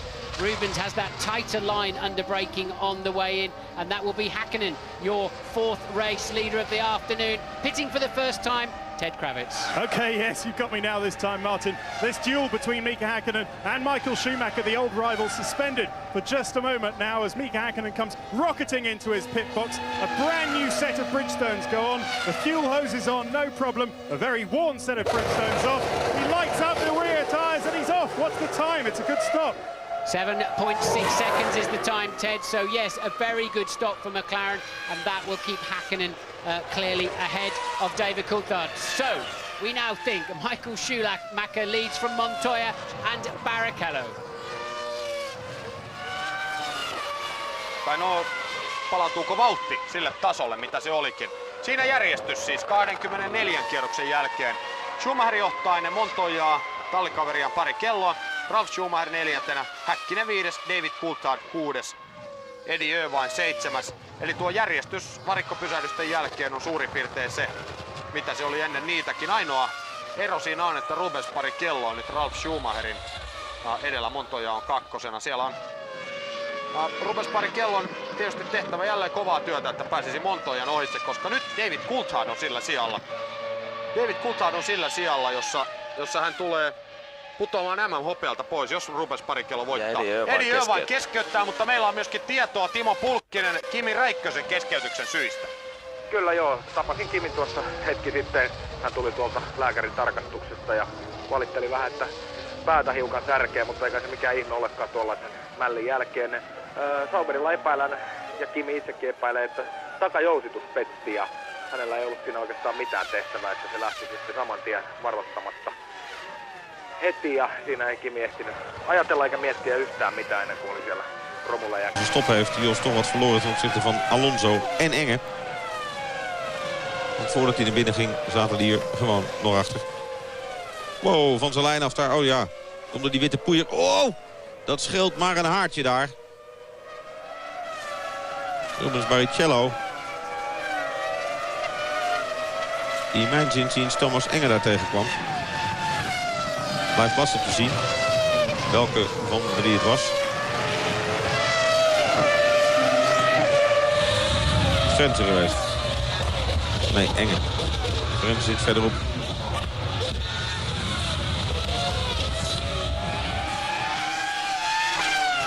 Hoe lang duurt het voordat men een tweede stop gaat maken? We zitten nu in de 25e ronde. Het klopte van die berekeningen bij de heren van Ferrari. Dan zit je dus in rondje nummer 3:34 dat de volgende stop moet gaan komen. Pitstop staat overigens niet ter discussie. Lap 26 of the Japanese Grand Prix, the final round of the 2001 Formula One World Championship. Michael Schumacher is just 6.3 seconds now ahead of Juan Montoya. So the Williams driver has cut the deficit that Schumacher had built up between himself and the Colombian in half in the last 8 laps. A tremendous effort by Montoya. He's pushing very, very hard. Schumacher responding as well. You can see Rubens Barrichello there on your screens in 3rd place, just 1.4 seconds behind Montoya. Ralf Schumacher is still 4th in the second of the 2 BMW Williamses. Mika Häkkinen made quite a late stop. He's pushing hard though, and he's in 5th place ahead of David Coulthard. We've lost Eddie Irvine though during the break. He just retired in the Jaguar, pulled into the pits, got out, and that's the end of his season. But look at Montoya pushing hard. And an incident involving car 5, that's Ralf Schumacher, under investigation by the stewards. I hope he hasn't run over that white line again like he did back in Nürburgring. So for whatever reason, Ralf Schumacher, currently running 4th, is under investigation. Montoya 2nd then. Remember, he stopped some 6 laps later than Barrichello, so he's got 6 more laps worth of fuel on that car. He is in a classic 2-stopper. We think Barrichello is really out of sync. It's really, I think it's between Michael and Montoya, the start. Michael Schumacher, Montoya, and Ralf if he doesn't get too heavily penalised for something. There is one other possibility, Martin, and that is that Montoya had a normal 2-stop amount of fuel on board, but that the Ferrari strategist had seen he was in traffic, brought him in and got him back out into some clear air. Didn't quite pay out that because, in fact, he found himself behind 2 cars fairly quickly. So that's probably not all that likely. It tips it in the balance of probabilities then towards him being on a 3-stopper. Very difficult to tell at this early stage, though. Michael Schumacher crossing the line, beginning of lap 28. What's the margin? It stays at around about 6.2 seconds over Montoya. And we've seen the Colombian pushing very, very hard when the car is full of fuel. He seems to have tremendous car control, this young man. Nothing seems to faze him. No pressure that anybody can throw at him seems to put him out. Louise is in the pits with Eddie Irvine. I am indeed, Eddie, out of the race and in rather frustrating circumstances as well, I understand. Yeah, we've done everything we need to do. We'd jumped both Benettons and, you know, that from then on it was going to be... We'd done all the hard work and the rig's screwed, you know. So what exactly happened? Because you came in for a pit stop and then you came back in again straight away. The rig's screwed, it's not working, there's no fuel. The rig's broken, it's not working, it's no fuel. Thanks, Eddie. What Eddie means is they can't get fuel into the car. Surprised they haven't got a spare one hanging around or using De La Rosa's or something like that. It seems an unusual reason to be out of the race. Maybe it's the nozzle in the car that's got a problem, because surely they would have used one of the other fuel rigs. De La Rosa is down in 12th place, having just pitted, and apparently I'm told it is correct. It was a problem with the car, not the fuel rig itself, as Eddie was explaining. And a stop-go penalty then for cutting the chicane with advantage. Ralf Schumacher, unseen by us, has jumped across the chicane, taken an advantage or saved a place somehow, and will get a 10-second stop and go. That will cost him about 26 seconds in total. It will indeed, and it'll drop him down behind Mika Häkkinen and David Coulthard. So a little bit of a present for Häkkinen on his final Grand Prix. He doesn't have to worry anymore about Ralf Schumacher. But Montoya just getting around Alex Jung in the second of the Minardis, the young Malaysian driver who joined that team late on in the season. There is Ralf Schumacher. How many laps has he got before he has to come in? Is it 3? He can 3 laps, yes. He must come in within the next 3 laps, and to take that penalty at their discretion. He will stop at his pit, and he will be controlled by his own people. Lap 29 then, high drama here at Suzuka. We had a big accident at the start. For those of you just joining us, involving Kimi Räikkönen and Jean Alesi in the early stages, I should say, rather than at the start. Michael Schumacher got the drop. We've had 4 different race leaders: Schumacher, Montoya, Ralf Schumacher and Mika Häkkinen. But Ralf Schumacher now putting himself pretty much out of contention as far as a race win goes by having got that stop-and-go penalty. There is confirmation of it on your screens now. So the fight for victory as we work on lap 29 is between Michael Schumacher, Juan Montoya, and to some extent Rubens Barrichello. And Ralf will be frustrated, to say the least, about that. He's just homing in on Barrichello, third place man Barrichello. So Ralf, as you said, puts him, I think, way out of contention, because the McLarens are 11 and 17 seconds behind him. He will lose 26 roughly in that pit stop, so he could, with a storming drive at the end, bring himself back in with the McLarens, but surely not to win this race. We hear from the pit lane, the ITV F1 pit crew, that Rubens Barrichello is coming in, and there it is. Rubens Barrichello then dives in on lap 29, bang on target for a 3-stopper. And this is his second stop. Will they put a bit more fuel in this time? And there's Ralf Schumacher just behind, coming in to serve his stop-and-go penalty. So doesn't it look so painfully slow as they come down the pit lane? They cross the rain gully. It's very slippery on that very fine concrete they have there, and this is just a simple 10-second, and he's got to put it into first gear now, is what his lollipop will say in front of him. And Barrichello with a long stop. Barrichello taking an awful long time to get away, but still gets out in front of Ralf Schumacher, and Ralf nails him on the pit exit. Did he cross the white line? Barrichello clearly could not get his speed limiter off or something, and Ralf, really an opportunist move. Will he get another penalty? Well, I'd like to see a replay of that, because it looked very much to me as though the left rear wheel of that Williams crossed the white line. Now, cast your mind back, folks, to the Nürburgring Grand Prix, the European Grand Prix in June. Remember how Ralf Schumacher had that race bought and paid for, but on his second pit stop, he came out of the pit lane and crossed that white line. He just swung out onto the track a little bit carelessly, and the stewards gave him a 10-second stop-and-go penalty for it. It lost him the race that day. Are they going to give him another one today? We will find out shortly. Verstappen also under investigation now, but he's down in 15th, hardly a contender in this Grand Prix, but I would assume for similar circumstance. So this is lap 30. Michael Schumacher leading by 6.4 seconds ahead of Juan Montoya. Rubens Barrichello another 6 seconds behind him in third place. Ralf Schumacher, well, actually no, he's in front of Barrichello. The computer has not put itself right. So Ralf Schumacher, we think, is in third place, ahead of Rubens Barrichello in fourth. Mika Häkkinen fifth.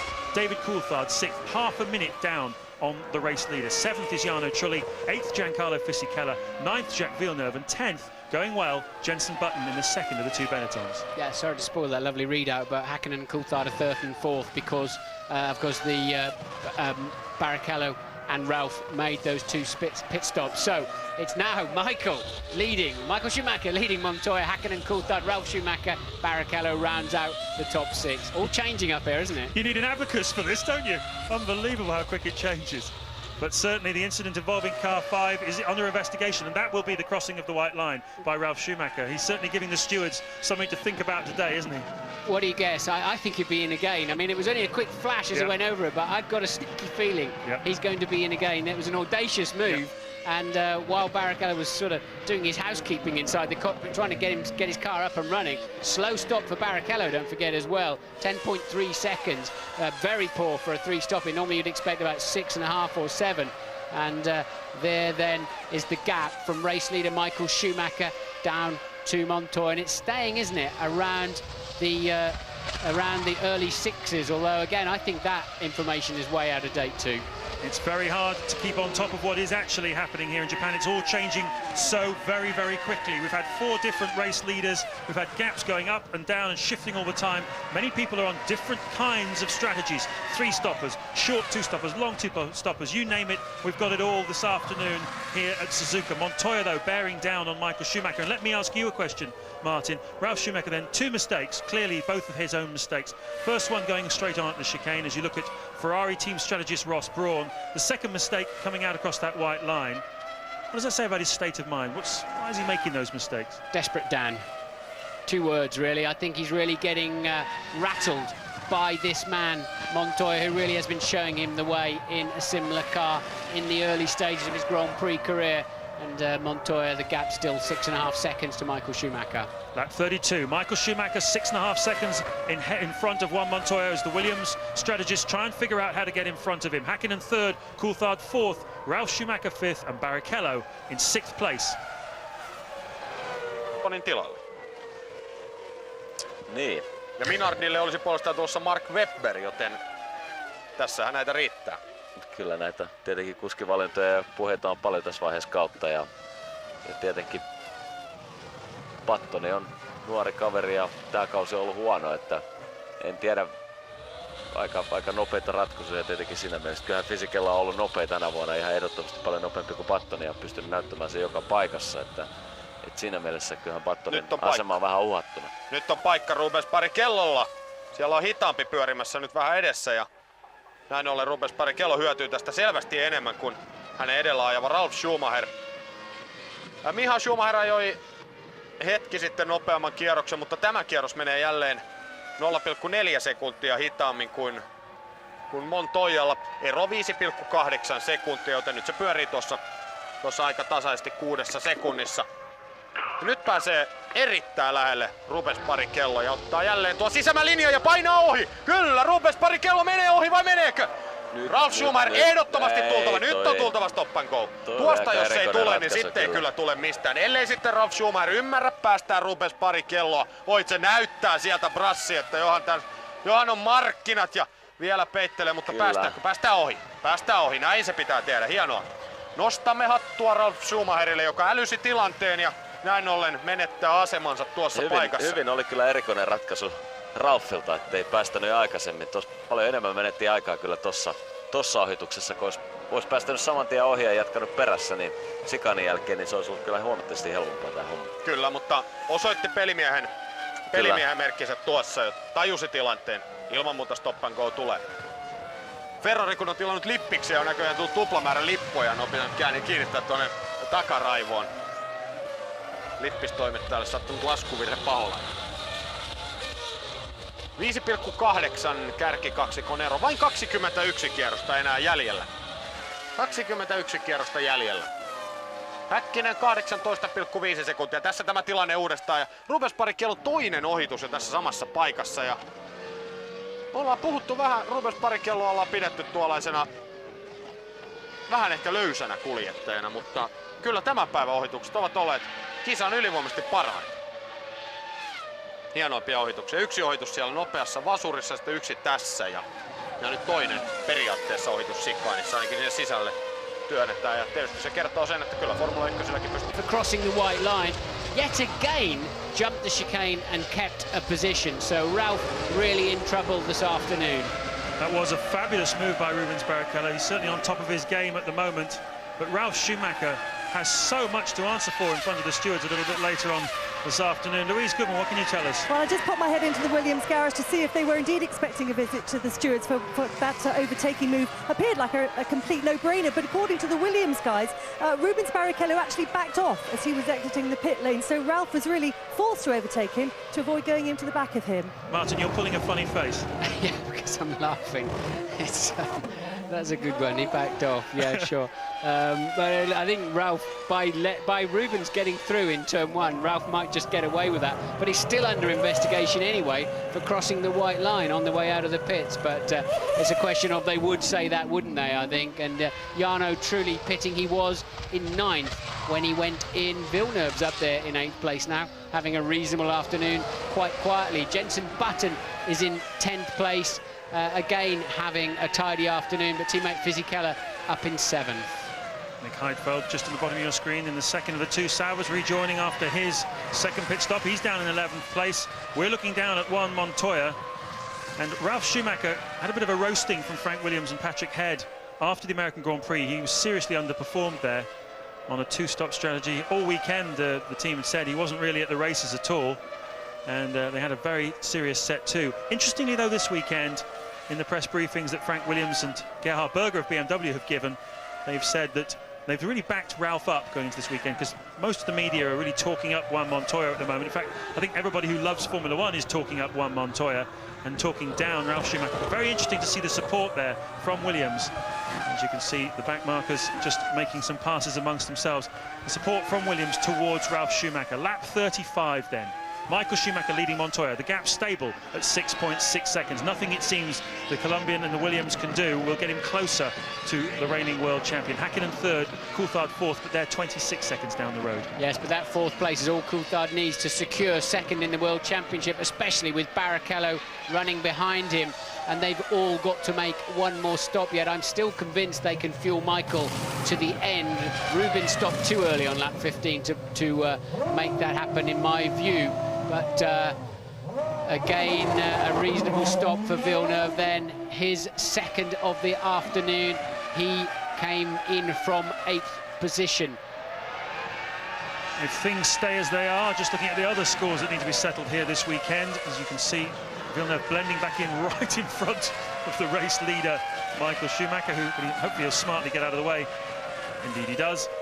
And Schumacher then about to lap everybody up to Jarno Trulli, would you believe? Trulli on a three-stop strategy as well. And certainly the three-stoppers this afternoon do not seem to have had the advantage. But if everything stays the way it is, just talking about the championships and scores being settled, Sauber looks set to finish in 4th place. We saw Nick Heidfeld a moment ago. Pretty good effort this season by the Sauber team. And no threat at the moment from BAR or Jordan, who are the two teams that had a potential opportunity to get ahead of them. Now then, what's the news? 10-second stop-and-go penalty for car 14. And that is Verstappen. That's for overtaking on the formation lap. It's taken them a while to suss that one out, hasn't it? Certainly has, hasn't it? That's all of 36 laps ago. So good effort there by somebody to obviously been scratching their chins on that one for a long time. I don't know why it's taken so long. I thought there was a time limit on when you could get a penalty like that. I thought it was 20 minutes, actually. I'm sure Verstappen feels the same. I'll tell you what they've been doing. They've been wondering what Ralf Schumacher's up to for most of the afternoon, haven't they? Yeah, that's true. They've had a lot to entertain them. They've been behind closed doors, haven't they? So Benetton then ready for a Fisichella pit stop. He was 7th when he came in. We haven't seen the race pace we probably expected from this Benetton compared to their stunning 6th and 9th on the grid, of course, but a reasonable stop. And this then is surely Michael's second stop and final stop, hopefully, of the afternoon for him. And approaching the pit garage. It's a long pit lane here in Suzuka. It's quick in. It's a long way down, and they've flipped it around this year, so the front runners are all down at the far end. And of course it is Michael Schumacher. What are they going to do about this? I think they're going to have to put a good 9 seconds worth of gas in it this time around. Otherwise he'll be going for a splash and dash at the end. Well, no, that's enough. That's about 50 kilos of fuel, I believe, that's gone in. Is he going to rejoin in front of the McLaren? He can't cross that white line, and Hakkinen sweeps through into 2nd place. Michael Schumacher then down to 3rd. Juan Montoya is once again the leader of this race. That's the 2nd time this afternoon then that Schumacher's pitted and just come out behind Mika Hakkinen. Remember, they're having a real old ding-dong battle until Hakkinen pitted. So and this really plays into Montoya's hands now, doesn't it? He's got a car between himself and the erstwhile race leader Michael Schumacher. This is the 6th change of leadership so far this afternoon, and this is Montoya's opportunity. We saw him pitting later than Michael Schumacher first time round. Michael Schumacher made his first stop on 17, Montoya on 21. Has 4 laps now in which Montoya has an opportunity to win this Grand Prix, his 2nd Grand Prix of the season, if he can do it. Fantastic stuff. Yeah, it's a really difficult one to call this afternoon, but clearly Montoya needs to pump some stunning laps in now up till his stop. Tell you what, there's not going to be much gas left in that Ferrari at the end of the race. I think they've been absolutely on the limit of how much fuel. I expected a ½ second more fuel in that on each of his 2 stops so far, but there then is your race leader, Juan Pablo Montoya. He has cleared the traffic. Let's see what it cost him in lap time. He's been lapping in the 1:37s, And this time around, it's again a mid-37, so the traffic cost him absolutely nothing. Montoya needs to put in 4 or 5 stunners now, and he can win this race. He really does. We're waiting to see what the gap is between him and Michael Schumacher when Schumacher crosses the line this time, because that'll give us an indication of whether he already has enough time to make that stop, or exactly how much he's got to make up in order to make it stop. 21 seconds at the moment Montoya has. He's going to need 24 to safely come in and make a stop. That's the target. A lot of traffic though, and I'm hearing that Williams are coming out into the pit lane. We think it could be for Montoya because it's not working out. When he needs clear track, he's already passed one car. Here's another now. It didn't cost him much time, but there's yet another Jordan in front of him. So maybe they're going to play a tactical move and bring him in slightly earlier. A moment ago, Martin, I'm sure I heard you say you expected to see a half-second more fuel going in. I mean, half seconds are what we talk about on racetracks in terms of what you need in qualifying. We talk about refueling, I mean, that really is marginal, isn't it? It is, but you're talking of, what, 12, 13 litres per second of fuel flowing in. But I just expected a 9-second stop that time around. But you don't know how much Michael had in when he started the race, but he quite clearly stopped earlier than any of the other 2 stoppers. But Montoya then has cleared the BAR. We saw that happen, has not cleared the Jordan. Will have to go through the chicane, and the pit entry is just on the exit and bouncing across the curb. He knows he's got to get on with it, and that's a frustrating time for him. Ted is down there. So, Martin, Williams' hopes rest on this man, the Colombian Juan Pablo Montoya. He needs to now deliver a result for him because of Ralph's crazy day. I haven't seen him in the pit lane. Here he is. No, he comes into his box, stops well, the tyres are well worn, and the fuel hose is on. There's no problems there. Another set of scrubbed Michelins on for that.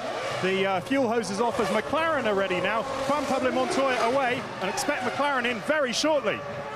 But out in front goes Michael Schumacher again, retakes the lead for the 3rd different time this afternoon, but at least Montoya gets out in front of Häkkinen. So Montoya maintains his 2nd place, but unfortunately for him, he wasn't able to capitalise on that opportunity. Yes, so Michael does lead. He was behind Häkkinen on the previous lap, but Häkkinen has also pitted. So Michael then back in the lead of the Grand Prix. But he, Michael then clearly has maintained that advantage. He has indeed. It was Coulthard that Montoya emerged in front of, although it was Häkkinen going into that lap who was behind Michael Schumacher. In fact, he dived into the pits as we saw, so it's all shaking out here. We said Grand Prix racing was boring. Another rip-off came off there for Michael Schumacher. I saw Montoya pulling at one, coming down the pit lane. When you're going slowly, you have to be so careful that doesn't get sucked into your airbox and it sits on the filter and can hamper the rest of your afternoon. You have to be very careful when you get rid of those rip-offs, especially at low speed. So how is it all going to shake out? The only one of the top 4 yet to make another pit stop is David Coulthard.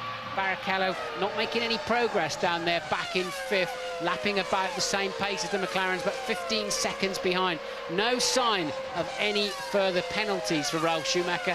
We know he's still under investigation for crossing the white line.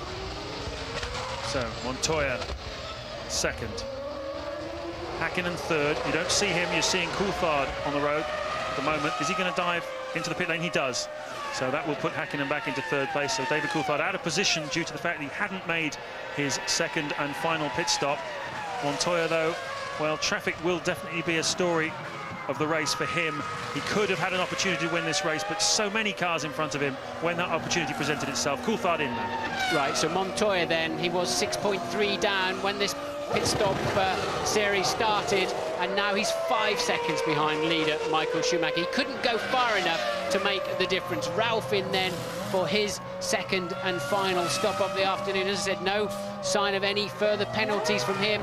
He came in 6th place, of course. He did have a stop and go, cost him 26 seconds, and that's why he's out of position, really. He's down in 6th place. Lap 40, 13 to go here in Suzuka. Michael Schumacher leading, but the gap is the smallest it's been all afternoon, pretty much since the start. Just 5 seconds between himself and Juan Montoya. Let's hope we're going to go out on a high here at the final race of the championship between the 2 drivers who many predict will be duking it out next year for the World Championship. 3rd, Coulthard. 4th, Barrichello. 5th, Häkkinen. 6th, Ralf Schumacher. Die hebben we nog niet gehad, we hebben ze allemaal gehad, hè? Ja, Ralf weer naar buiten, Frentzen weer naar buiten. Tweede stop is gemaakt. Eerste stops kwamen vroeg, tweede stops dus nu. Is er nog iemand die misschien aan het einde van de rit nog even kort moet? Ik denk het eigenlijk niet, hoor. Laten we daar heel reëel in zijn. De enige die nog niet gestopt heeft van het rijtje is de La Rosa. Maar die stopte de eerste keer natuurlijk ook extreem laat. Dus is dat niet zo vreemd. Voorlopig heeft het hem weinig gebracht. Hij ligt op de 12e positie. Schumacher leidt voor Montoya, Coulthard, Barrichello, Hakkinen en Ralf Schumacher. Jos Verstappen teruggevallen naar plaats nummertje 18. Siinä näkyy ruudussa tilanne kärjessä. 6,4 sekuntia. Kärkikaksikon ero. Schumacher siis vetäisi 1,5 sekunnin. Tai vetäisi 1,5 sekuntia kaulaa lisää Montoyaan äskeisellä kierroksella. Oikeastaan 1,4 sekuntia. Ja hän ole 6,4 on tuo ero. Rubens Barrichello ajaa kilpailussa kolmantena. Hänen ero Montoyaan 13,2 sekuntia. Neljäntenä on Mika Häkkinen. Ero Rubens Barrichello 4,3, joten siinä on vielä teoreettiset mahdollisuudet palkintokorokepaikkaan. Häkkisellä äsken oma kilpailun nopein kierroksensa 1.37,2, mutta se on vain 10 nopeampi kuin Rubens Barricellon. David Coulthard on kilpailu viidentenä, Ralf Schumacher kuudentena. Ja kyllä tässä selvästi on nähtävissä se, että silloin kun kolmen kärkitiimin autot toimivat, kellään ei ole teknisiä ongelmia eikä muitakaan ongelmia, niin stop and go -rangaistuksesta huolimatta 6 kärki miehitetään näiden tiimien kuljettajilla. Ralf Schumacher on siis 6. Joo, edelleen, vaikka pitää yksilömääräinen stoppi tehdä, niin on edelleenkin pisteissä ja tietenkin se on. Siinä se näkee, että kyllä nuo kärkitiimit ne menee niin omaa luokkaansa. Kyllä muilla tiimeillä on paljon työtä edessä, että pystyy siihen onnistumaan. Ja Ferrarilla valmistaudutaan. Kyllä pysähdykseen. Schumacher sieltä ei siitä tietenkään tule, mutta Rubens Barrichello. Rubens Barrichello on tämä kuljettaja, joka sieltä tulee sisään. Ja se tarkoittaa sitä, että Mika Häkkinen nousee kilpailun kolmoseksi. Ja samalla myöskin se tarkoittaa kyllä ehdottomasti sitä, että tämän vuoden MM-sarjan hopea tulee viemään David Coulthard, kun vain 12 kierrosta on jäljellä. Barrichello on siis liikkeellä 3 pysähdyksen taktiikalla. Welcome back to Suzuka. Lap 42, just 12 laps remaining. And this race still up for grabs between Michael Schumacher and Juan Montoya. Although you have to say Michael Schumacher has eked out the advantage a bit by 1.7 seconds. Meanwhile, Rubens Barrichello in from third place for his third and final stop. A decent stop by Ferrari. He blends back in again, down in around about 5th place, I think, maybe 6th place. We'll find out when the computer sorts itself out. There's Mika Häkkinen. Now he's promoted to third place, a podium position possibly on his last Grand Prix outing for a little while. He's been on the podium here for the last 6 years, Mika Häkkinen. Is he going to make it 7 in a row? A terrific drive by him today, but unseen really to a large extent by everybody else. Led the race very briefly during Michael Schumacher and Montoya's pit stops. Never quite a contender for victory, but going well in third place. Yes, but some 23 seconds down, and of course the two McLarens 1.2 and 1.5 away from Michael Schumacher's pole position, so they've got to play catch-up this winter, and somehow the other teams are going to move forward as well, so a lot of work to do for McLaren and Mercedes-Benz to close that kind of gap. I know they're doing a lot of work on that, and there's a good chance they can find a big chunk of that. And Häkkinen then, look, 16 seconds away from second place Montoya. Not a bad afternoon. Coulthard in a solid 4th place behind him, looking strong for second in the World Championship. But as you say, Mika is a specialist around this racetrack. And are we watching the great Finn in his final turn of a Formula One steering wheel? I don't think so. I've given up trying to second-guess Mika Häkkinen. I have a hunch that he may well be back. I have a hunch that after about 3 or 4 months of the easy life, playing with his young son Hugo and drinking caipirinhas with his wife Aya on the beach in Monaco, he'll think, you know something? Something's missing from my life, and it's going quickly round corners. And I have no doubt that he'll be back. David Coulthard, incidentally, said yesterday he'd love to see Mika come back during next season to do some testing for McLaren, to give him an idea of how the car's developed, a fresh pair of eyes and ears, if you like, coming in, which is an interesting insight, I thought. Certainly Mika said he plans to attend Grand Prix next year in McLaren team gear and still on the pit wall from time to time and watch, not all the races, but a few of them. What's your thought? Well, I'm sure if Häkkinen comes back to Formula One, it'll have to be in a McLaren. I would be amazed if this sabbatical has not tied him into coming back only at the wheel of a McLaren. And that'd be that man there, Ron Dennis, who will have, along with Martin Whitmarsh and McLaren, who will have organised that, but I could well see him turning up to a few Grand Prix, and certainly he's got a lot of experience. And Coulthard and Häkkinen, they started off with a very difficult relationship, but they've, over the years, and of course it's a record partnership they've had, then they've really become quite good mates and they work well together. So I'm sure David would be pleased with a bit of assistance from Mika from time to time. Yeah, 30 Grand Prix they've won together in the last 6 seasons. Pretty remarkable statistic. They've led 33% of all the racing laps since their partnership was formed. It's the longest running Formula One duo in the history of the sport. 6 years together, David Coulthard and Mika Häkkinen. Next year, we're going to see Kimi Räikkönen taking this car over. He's not had the day he wanted so far, Kimi Räikkönen. A big accident with Jean Alesi in the early laps of this event. But we're now on lap 44, just 9 to go. Well, the computer screen has looked like a fruit machine all day long, hasn't it? Tumbling and turning around as they coming in for pit stops. 4 different leaders of the Grand Prix, but it's beginning to settle down now.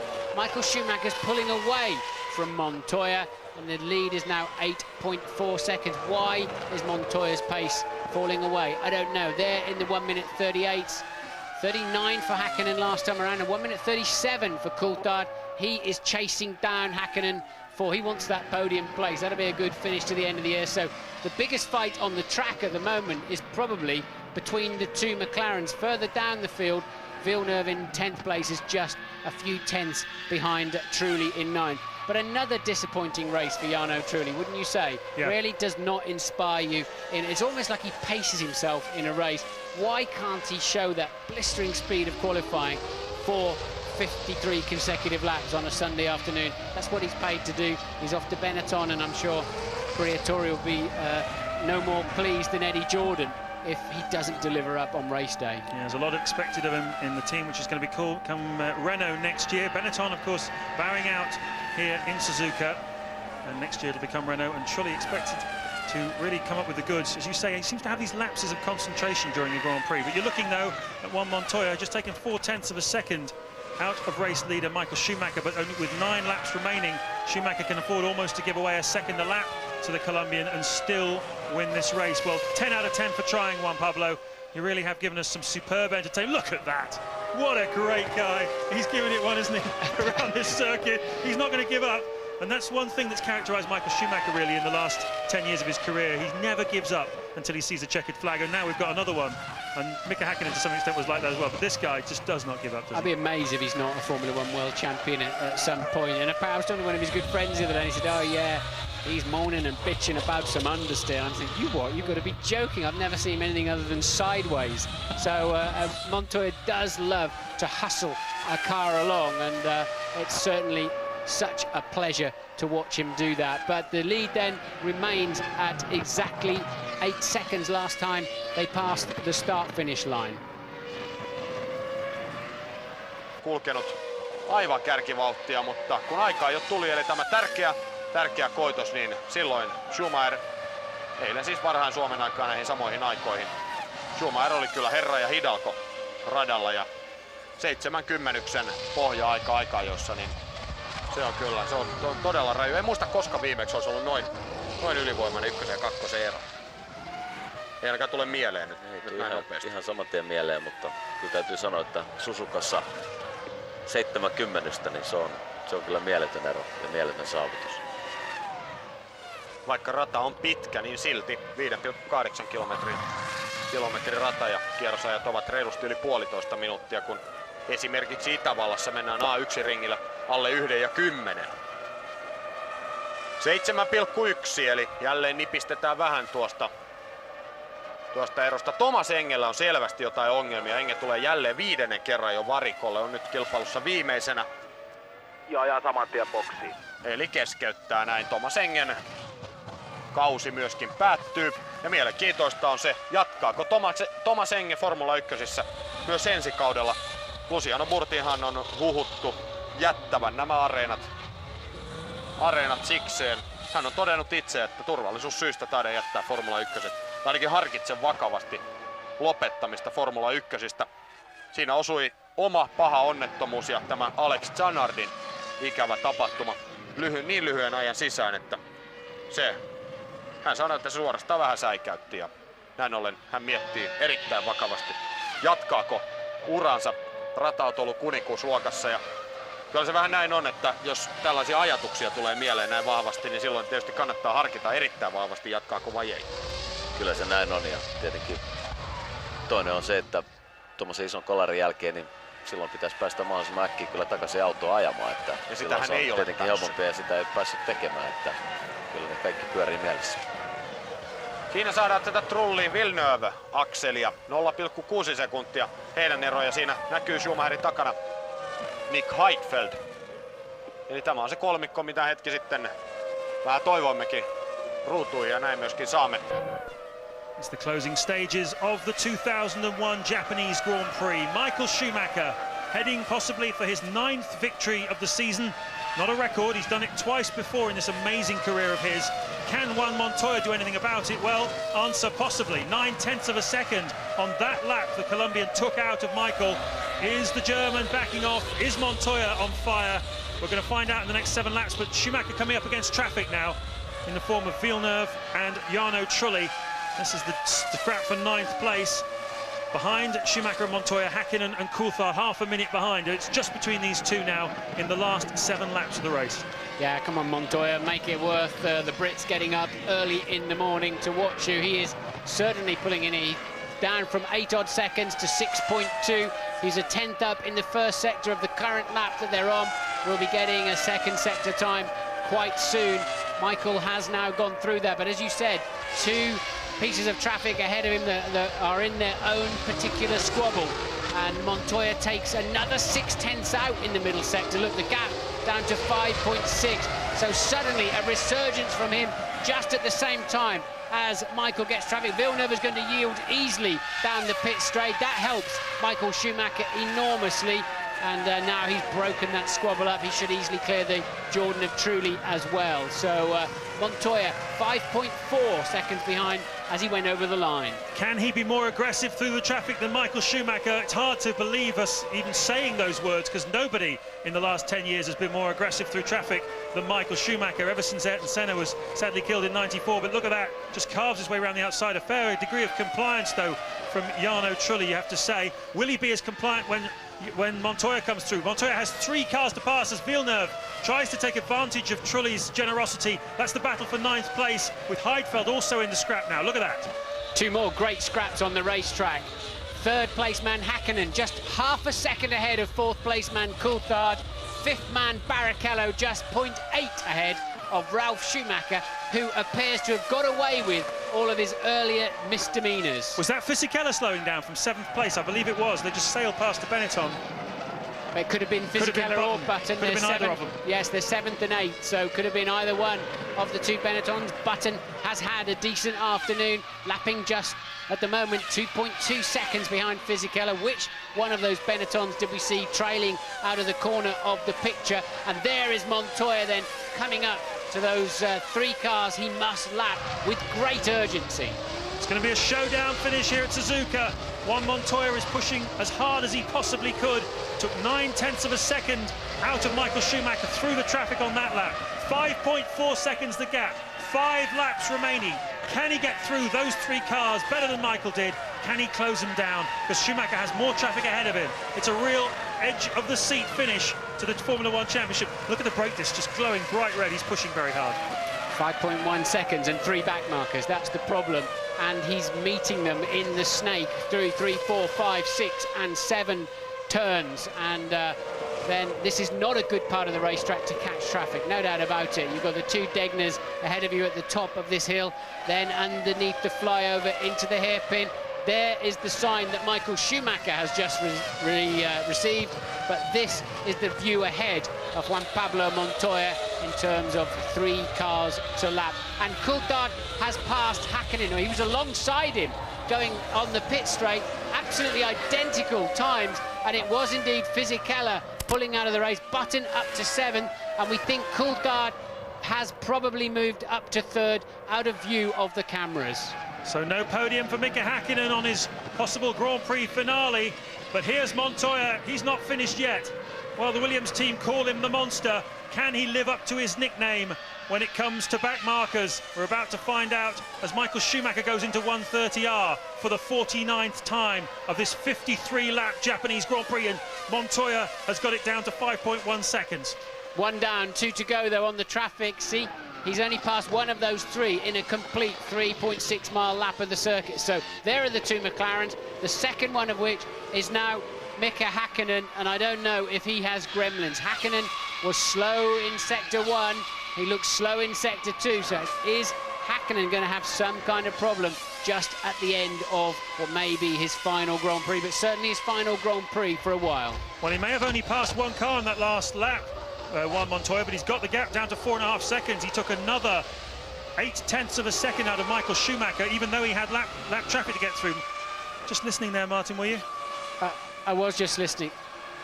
He doesn't seem to be really hard on it, does he? Häkkinen is losing an awful lot of time. He's lost half the pit straight in a lap to Coulthard, so either he's just backed off to give Coulthard the point, which is no longer necessary because Barrichello is completely out of play down in 5th place. That's the scrap for 2nd in the World Championship.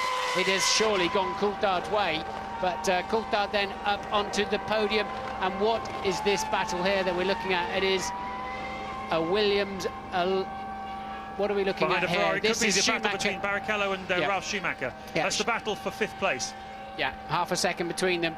You're right, it is Ralf who has been relentlessly moving in on Rubens Barrichello in the last few laps. Well, Ralf Schumacher lucky to escape with only one steward's warning and a 10-second stop-and-go penalty this afternoon. A variety of misdemeanours, one of which was clearly pardoned, which was when he seemed to cross the white line as these 2 cars with Barrichello in front emerged from the pit lane. We heard from Louise Goodman that the Williams team believe Rubens Barrichello lifted off as if he would deliberately lift off on the exit of a pit lane. Who knows what happened there, but Ralf Schumacher seemed to put a couple of wheels across the white line.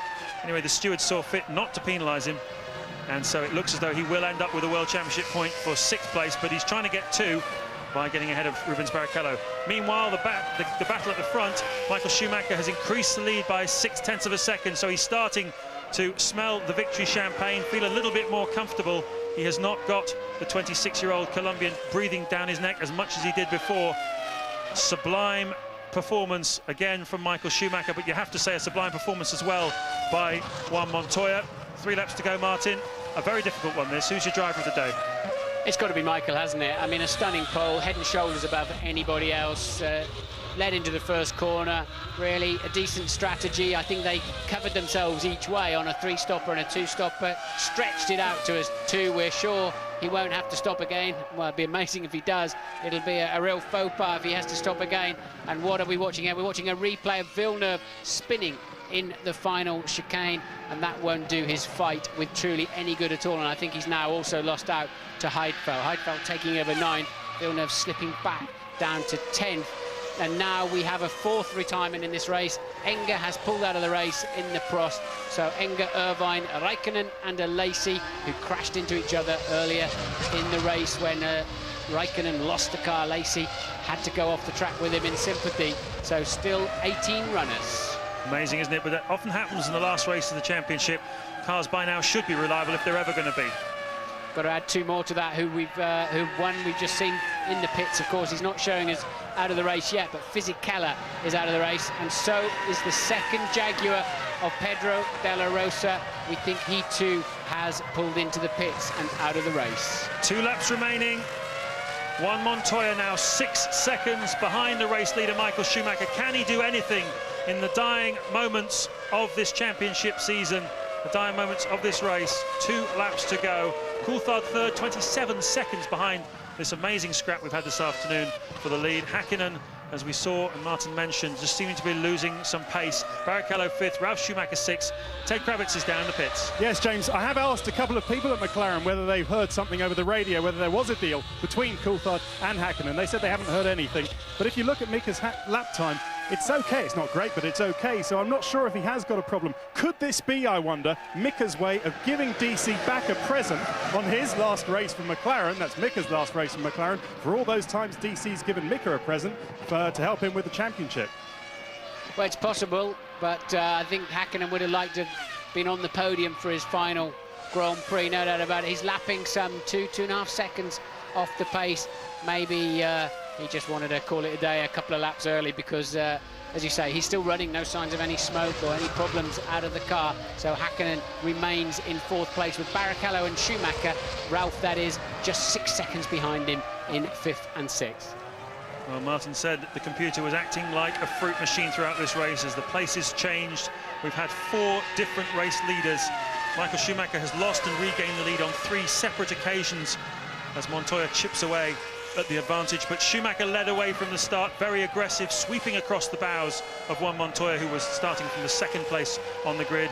Rubens Barrichello made a bold move to get past Montoya, but he retook him for 2nd place in the early stages. A big accident on lap 5 between Jean Alesi in his final Grand Prix and Kimi Raikkonen, who's off to McLaren next year. Schumacher made his first pit stop on lap 17. It seemed early, we wondered whether he was on a 3-stopper, but in fact he was on a 2. We've had Montoya leading, we've had Ralf Schumacher leading, we've had Mika Häkkinen leading as well. We've had stop-and-go penalties from Ralf Schumacher, we've had drama, we've had excitement, we've had speed, and we've had a world champion who came into this race on top, who looks like he's going to go out of this race on top, because Michael Schumacher really has been the class of the field this year and this afternoon, hasn't he, Martin? He certainly has, and he's going to be just about double the points of 2nd place man Coulthard. I think that shows what I was saying earlier on in the programme. It's really the first time we've seen Michael, who's at the top of his form and I think the best driver in the world, no doubt about it, in the best car. And that is the dramatic effect. He is going to be some 58 points clear of 2nd place man Coulthard and some 60-odd clear of his teammate. Hats off then to Juan Montoya for putting up a great fight this afternoon. But it's Michael Schumacher who takes the last record that Alain Prost held as the record point scorer of all time. It's now Michael Schumacher's. All the significant records have fallen to the German in the last few months. Michael Schumacher wins the Japanese Grand Prix for the 2nd year in succession. His 9th win of the championship season. A brilliant performance. Juan Montoya crosses the line after a stellar drive in 2nd place. And we wait now for David Coulthard, who will grab the final podium position. And there he is, a great season for David Coulthard. He thought he might have had a shout at the championship, but he hasn't won a race since Austria. And really, mechanical problems put paid to him. Mika Häkkinen, in possibly his last Grand Prix, comes across the line in 4th place. What a breathtaking and thoroughly exciting Japanese Grand Prix, Martin. Well, it certainly was changing around, wasn't it? Strategy played a part. Michelin tyres coming in later in the race, certainly as ever put Williams in with a shout, but Michael has been too strong for them all weekend, right from the first lap of free practice. Wow. What a great race. Schumacher managing to contain his enthusiasm at the moment. He's almost got used to this now, hasn't he, really? 53 Grand Prix victories, I believe it is now, to his credit. 9 this season alone. How many more will he win? How many more championships does he have the hunger to try and win? Who's his next great rival now that Mika Häkkinen is going away for the year? Is it going to be David Coulthard next season? Is it going to be Juan Montoya next season? Certainly looks like he'd give him a fight if he has a half-decent motor car under him. But what about his own brother, Ralf Schumacher? Will he challenge Michael next year? What do you reckon? Ralph's done the same this year as he did when Jenson Button came on strong. He falls away when his teammate gets strong. Seems like he looks over the other side of the pit garage much too often. But Ralph does have the speed, we know that. Coulthard's got to step up to the plate, no doubt about it, in the next couple of years, and I know he can do so. Montoya is looking supremely good, but a lot of kids coming along. Raikkonen coming in, and Sato, and some fresh blood coming along too. Some very exciting drivers. Felipe Massa, who will be racing next year for Sauber, already set times in a Sauber around the Ferrari test track that are faster than Michael Schumacher's. Imagine that. There you have confirmation of the top point-scoring positions then. Coulthard grabs that podium. Häkkinen, it wasn't to be on his final outing. Barrichello drove well today on arguably not the right strategy. He's basically ended up more or less where he started. In fact, he and Häkkinen have swapped positions. The big winner today from his grid slot was Coulthard, who started quite a way down. He's done well to get up to 3rd place. And his team owner, Ron Dennis, is down in the pit lane with Ted Kravitz. Ron, a podium for David Coulthard, but I think your thoughts are about your other driver today. I'm sorry, I didn't hear the question. Are your thoughts about Mika today, his last race for you for a while? Hope he enjoys his holiday. You know, he just helped David a little bit there, just to give a gave him a bit of an insurance policy on his second place in the championship. We're pretty pleased with their strategy, but not great grid positions. So third and fourth is something, not much, but something.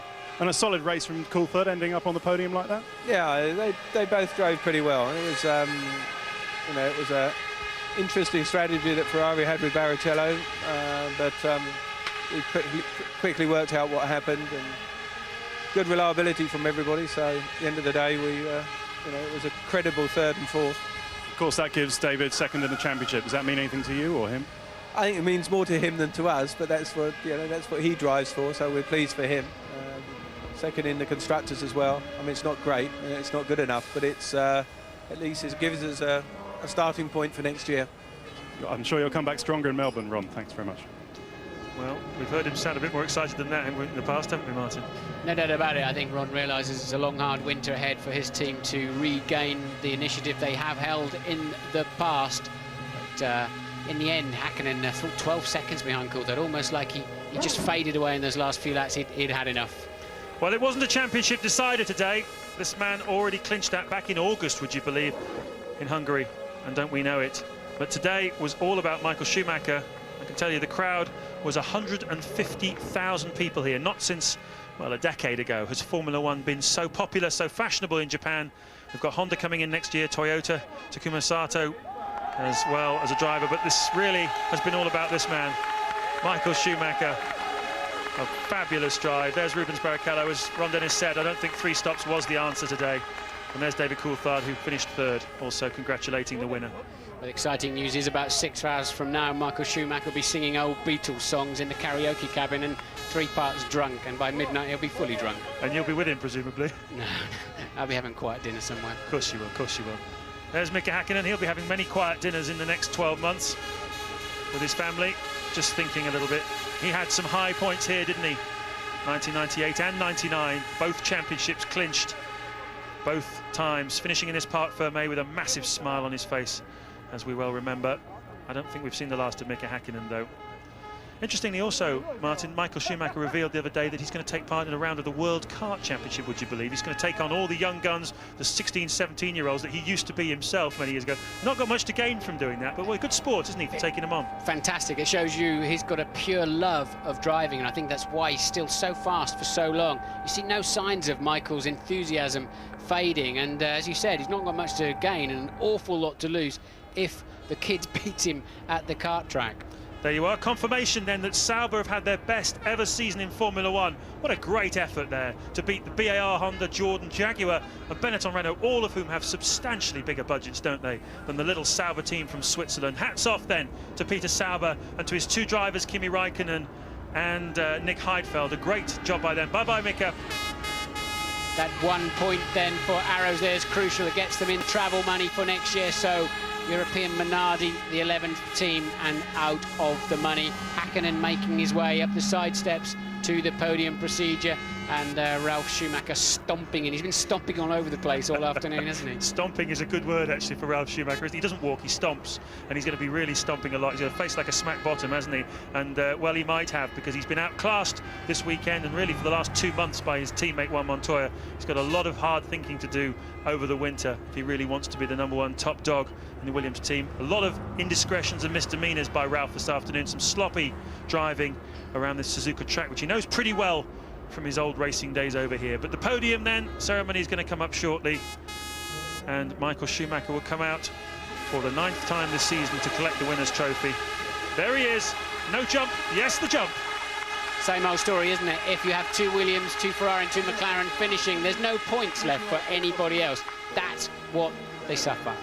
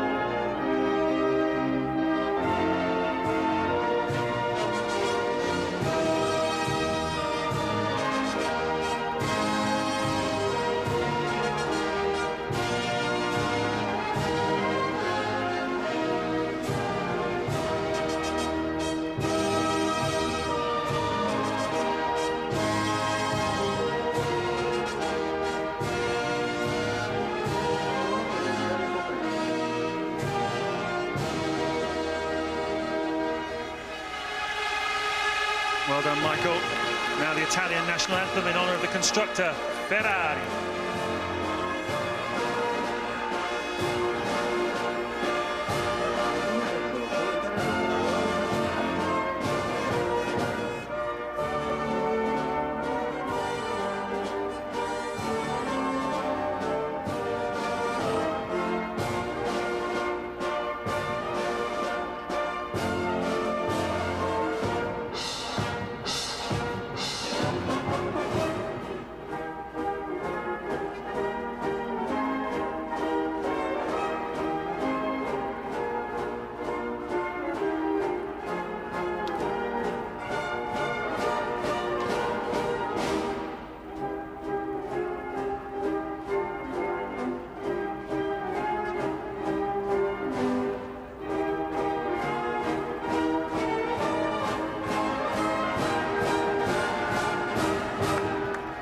Well, they talk of a Ferrari era. We're certainly in one at the moment. The man on the right there is Stefano Domenicali. He's one of the top management men. He's very young, he's only just 30, as Schumacher collects the winner's trophy. But I believe that Domenicali could well be one of the man who takes over from Jean Todt when he retires as the boss of the Ferrari team. Sum up, though, for us, Martin, the achievement of Michael Schumacher and Ferrari, not just today, but throughout the 2001 season. The world's best driver in the world's best Formula One car dominates the World Championship. I just wish we'd have really seen him against Ayrton Senna. Well, very succinct and very accurate indeed. Next year, let's hope we see him against Juan Montoya. Let's hope this man here gets a good car. BMW have already run their new engine for next year in the back of the car. Terrific effort already to have done that. 2 days last week, so a lot expected from the team. Back in Grove, David Coulthard on the podium as well. Coulthard's had some great races this year from relatively poor grid positions. He has managed to get up onto the podium, but clearly needs to have a car that's faster in qualifying next year. Champagne flowing, and Michael just turns his back to it. A joyous end to what's been a really tremendous season of Grand Prix racing. Next year's going to be pretty good, I'm sure, as well. Will this win again? Will Williams come through? And what about McLaren? So much to look forward to. Just 136 days away. We'll see you in Melbourne, won't we, Martin? We certainly will, and I think we're going to be seeing a lot more of these three drivers in 2002. Enjoy your winter. Thanks to James Allen, and to Martin Brundle as well. Frightening thought, there's an even better Ferrari around the corner for this man next season. Most wins 53, and now most points 801 in F1 history. You be sure to stay with us. We have a great competition for you to win. It's a brilliant trip as well to the Australian Grand Prix in the spring. We'll be hearing from the drivers, and there's expert analysis too from Mark Blundell and from Tony Jardine.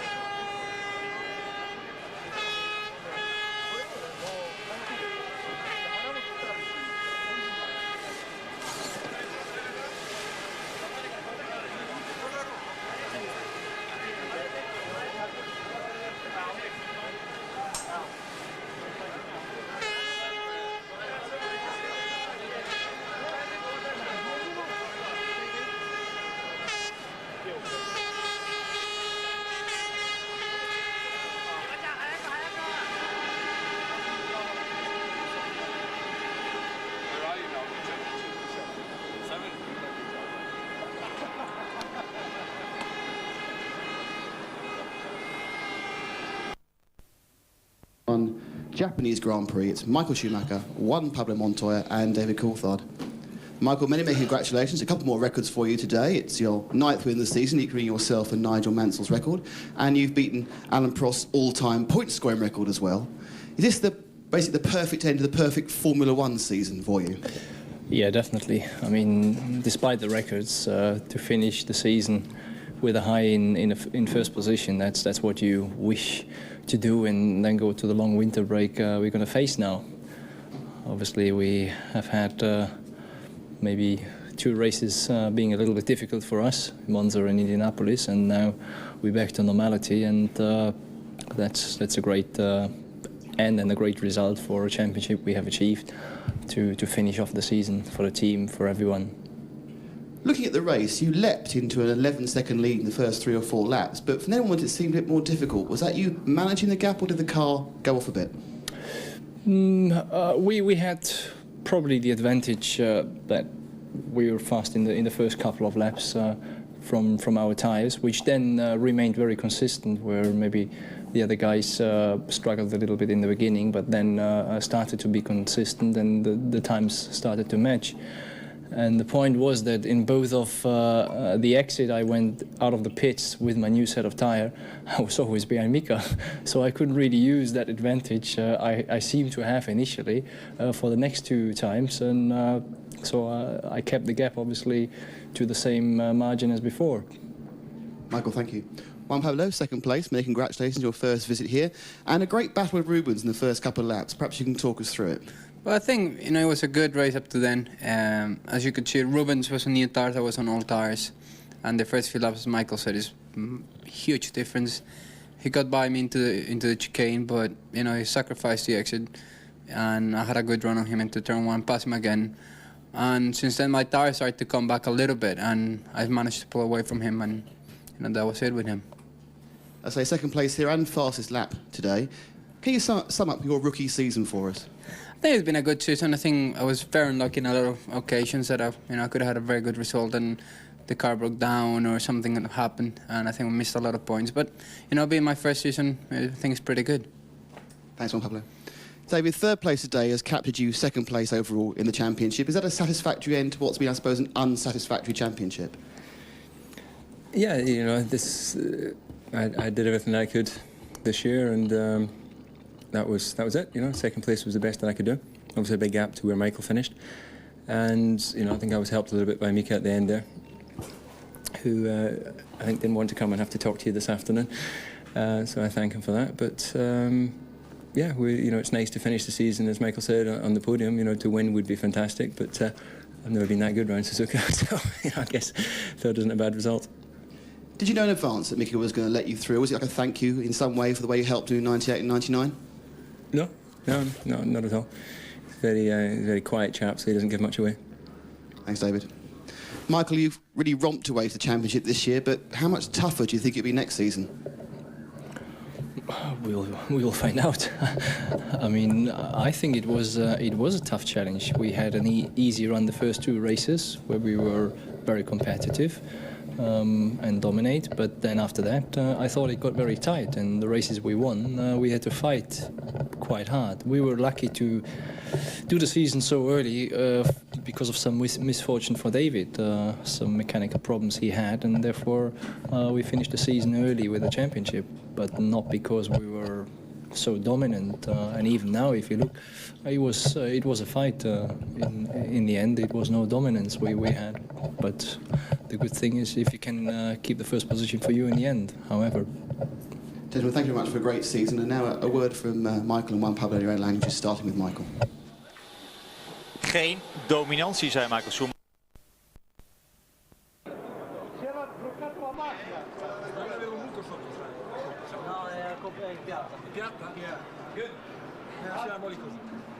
Angelo, un po' più indietro. Da che parte lo vuoi? Così va bene. Angelo, un po' più indietro con la. Sorry, Maestro! Maestro! Se si toglie dai maroni! Solo un attimino, maestro, mica tanto. No, maestro! Sorry! Scusi! Io sempre prendo. Dai, abbiamo un po'.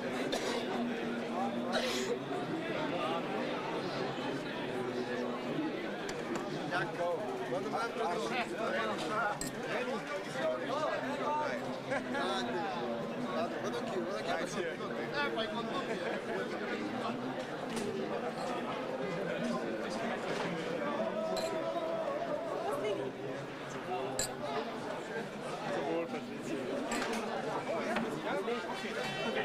told you that you can do it.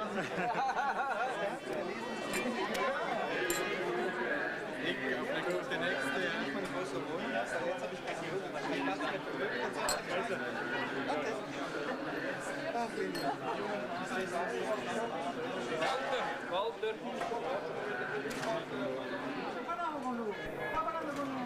Non fare così, Oh, andiamo un attimo indietro? Reculez un po'. Reculez. Anche tu. Allora. Vado a scaricare nel frattempo, va bene? Aspetta.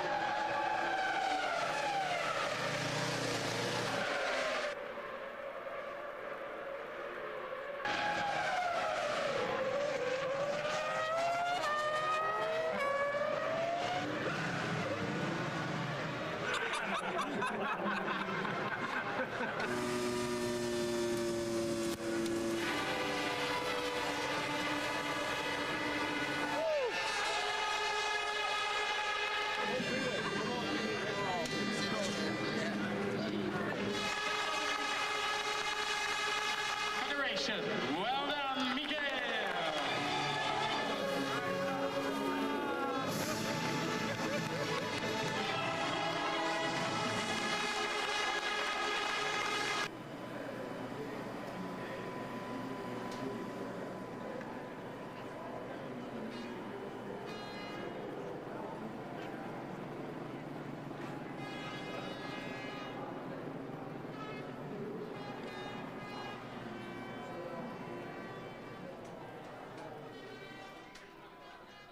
Willy Ramph, a lot of celebration here in Sauber. No points today, but you remain 4th overall, the best ever for your team.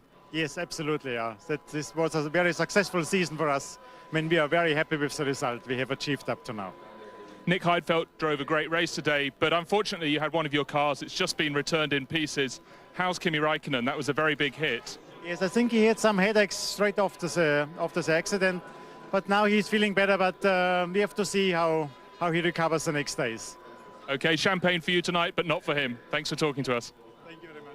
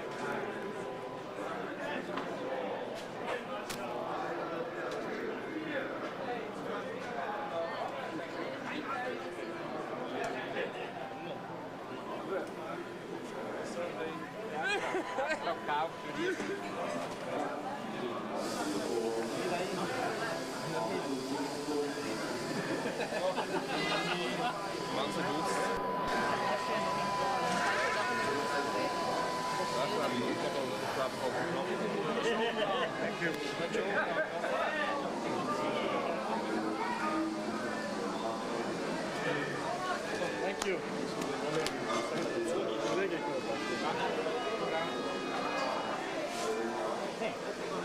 Can you lift that too? Thank you. Thank you.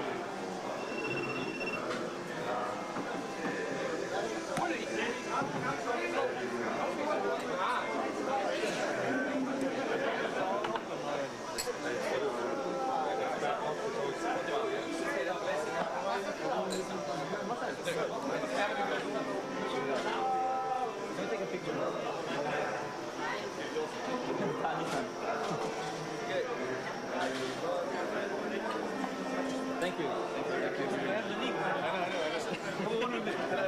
Yeah, yeah.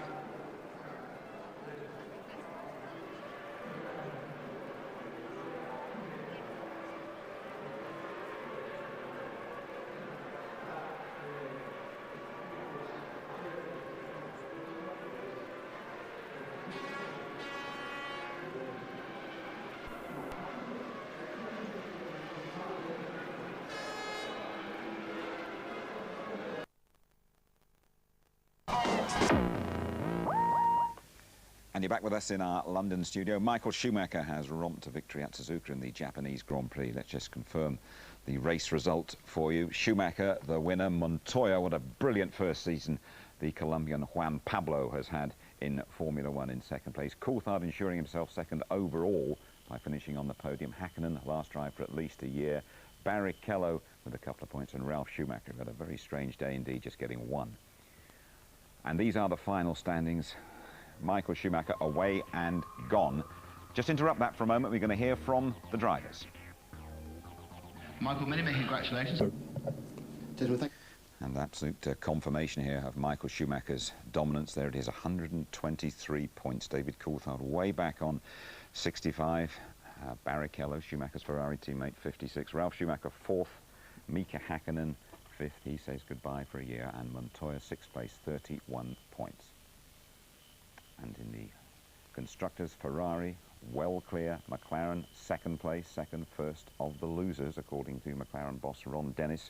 Williams, third. Sauber getting that precious fourth place, and BAR edging Jordan because of their number of higher finishes throughout the season.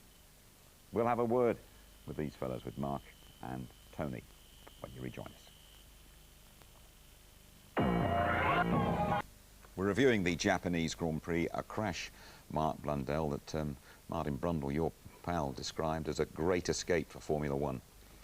It was a great escape. I mean, there was a lot of damage there and a lot of the wheels flew off. That shouldn't happen. The tether should retain those wheels to the car. But Raikkonen losing it down a Dunlop curve, just the rear end of the car stepping out of line, it just bottomed out. And unfortunately it took a Lacey out of his last Grand Prix. But, you know, big incident there. They're going to increase the strength of the wheel tethers by 20% in the regulations from next year.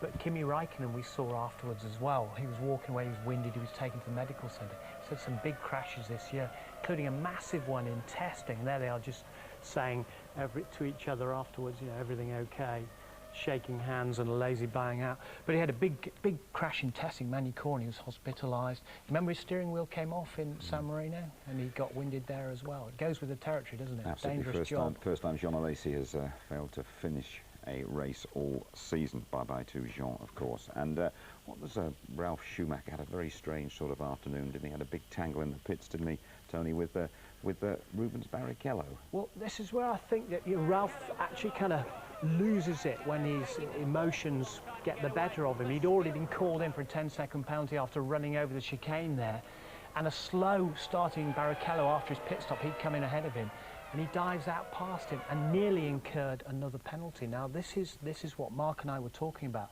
Tail end of last year, Button had outdone him, basically, and he went into a bit of a downer and he had a big talking to by the team, and it's the same this year. He's finishing on a negative. Montoya's definitely got the sign over him at the moment, hasn't he, in that particular team?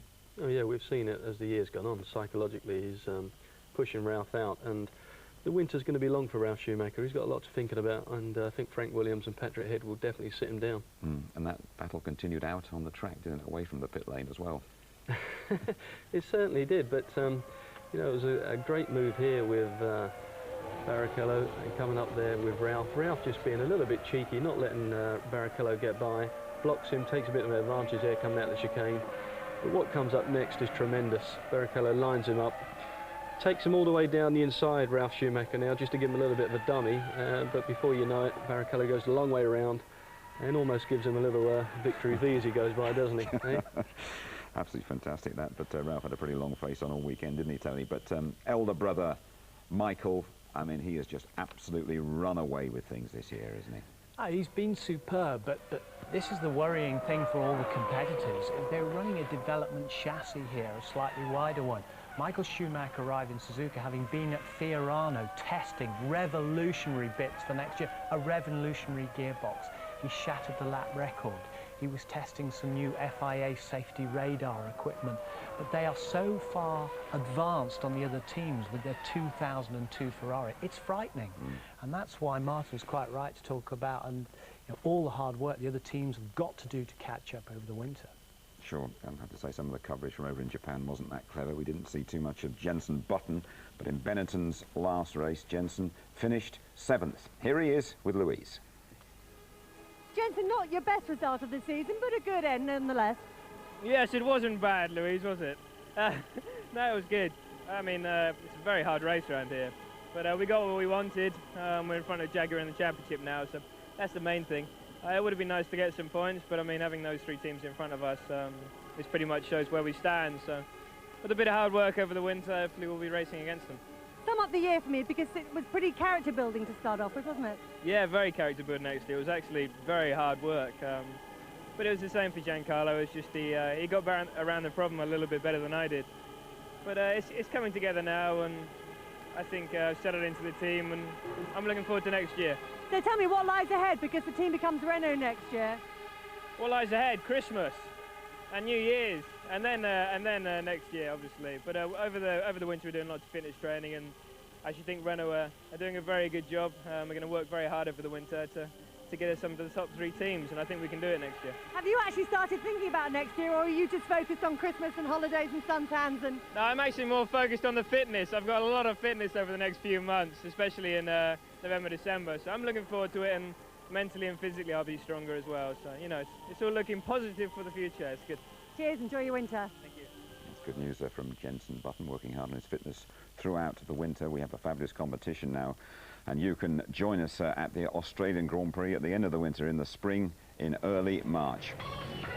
You won't just get to see the race either. It's a sort of a 40-night extravaganza. We're going to take in the Australian Gold Coast, a wonderful part of the world, and Sydney, great city, and there's a couple of days in Hong Kong on the way back thrown in as well. And we have a very simple question for you as well. In which city is the Australian Grand Prix held? Is it A, Canberra, B, Auckland, or C, Melbourne? A, Canberra, B, Auckland, or C, Melbourne? And here is the number to dial. 09069 51 50 50. 09069 51 50 50. Lines closing midnight, December the 31st. That prize has been donated, by the way, by Foster, sponsor of the ITV F1 website.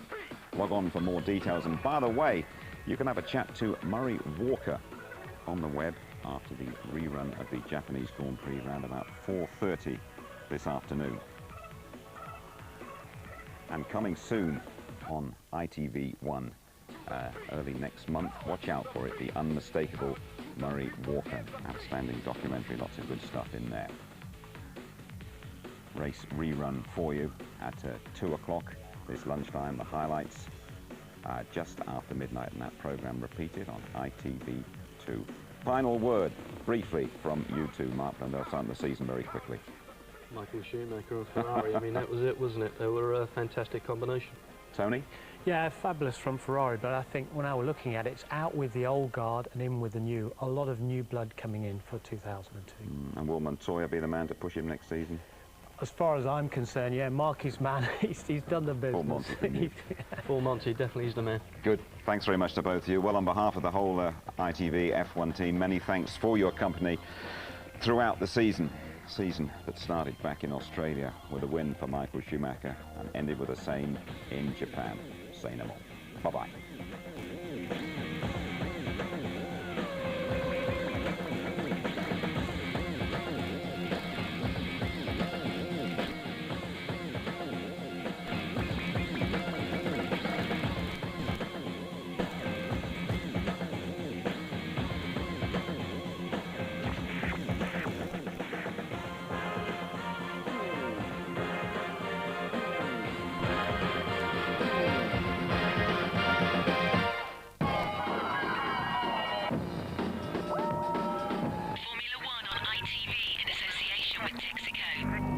So, Mika, were you able to enjoy the last race, Mika? All guaranteed, yes. You know, it was fantastic, and it was great feeling to let the Davis past also. Good to David to finish on the podium in the last race. Enjoyed, yeah. Good fight with the Michael little time. He tried to overtake me. Was not able to.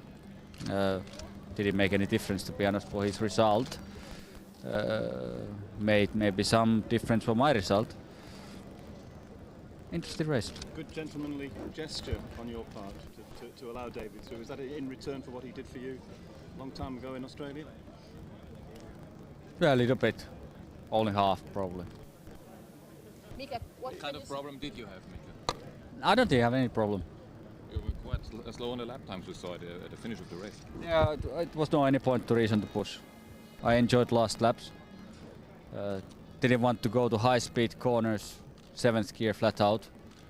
I left a little bit. Is this also a sad day for you, Mika, today?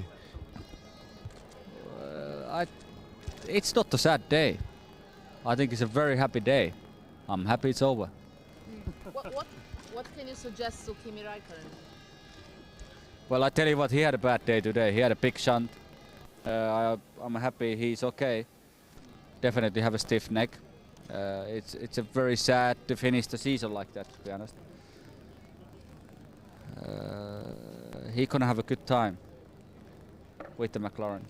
It's definitely the team who can give him 100% the support. Do you think you can help him there? I'm sure we can. I can, and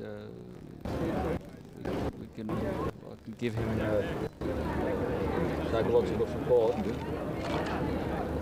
think he has to learn to know his own way in a team. Have to learn to get the right people to support him.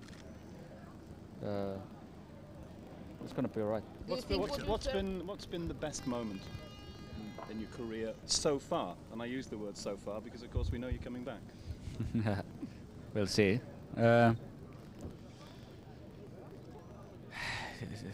mean, you know, there has been a great moments in my racing career. It has been many victories, a couple of world championships.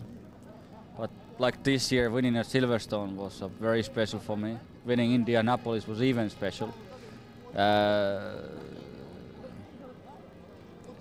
Everything, you know, I cannot even, you know, there has been so many special moments in my career with the team. We have experienced very interesting times. I think, you know, just you know, what I remember most special moments in Formula One and with the McLaren has been a smile in a people's face after the qualifying, after the Grand Prix victories, especially in Monaco in '98. You know, when we got the pole position and we won a race. You know, the impression with the faces of the mechanics and engineers, wives of team managers, my wife, just call it, you know, just, you know, everybody's impression and the feeling to feel part of the Formula One, feel part of the McLaren, and to feel part of the being pole position winning Grand Prix is something what has been my special moments, to see that I've been able to give pleasure for the people to being part of the success. Mika, you have been together with Michael, the great drivers of this era. Give us a comment on your great rival. You had so many nice races together. Definitely, it has been always very clean racing with him. That always has been my style anyway. You know, I've been always trying to race a very clean race.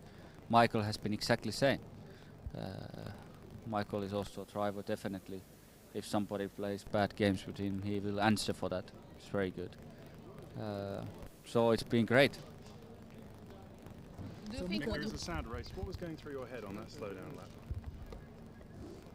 No, I'm just glad it was over. I was very happy it was over, I tell you. I don't want to, you know, this is a happy moment for me. This, you know, I cannot find anything sad at the moment. You know, people won't disappear anyway in Formula One. There will be the same people in Formula One. You guys gonna be here, mechanics gonna be here, engineers. I'm not gonna disappear anywhere from this planet. Nothing is sad. I'm happy I've been able to come to this decision in my life, to take this time and to go away. I'm very glad about that, so I'm happy. I've been able to finish the season in one piece,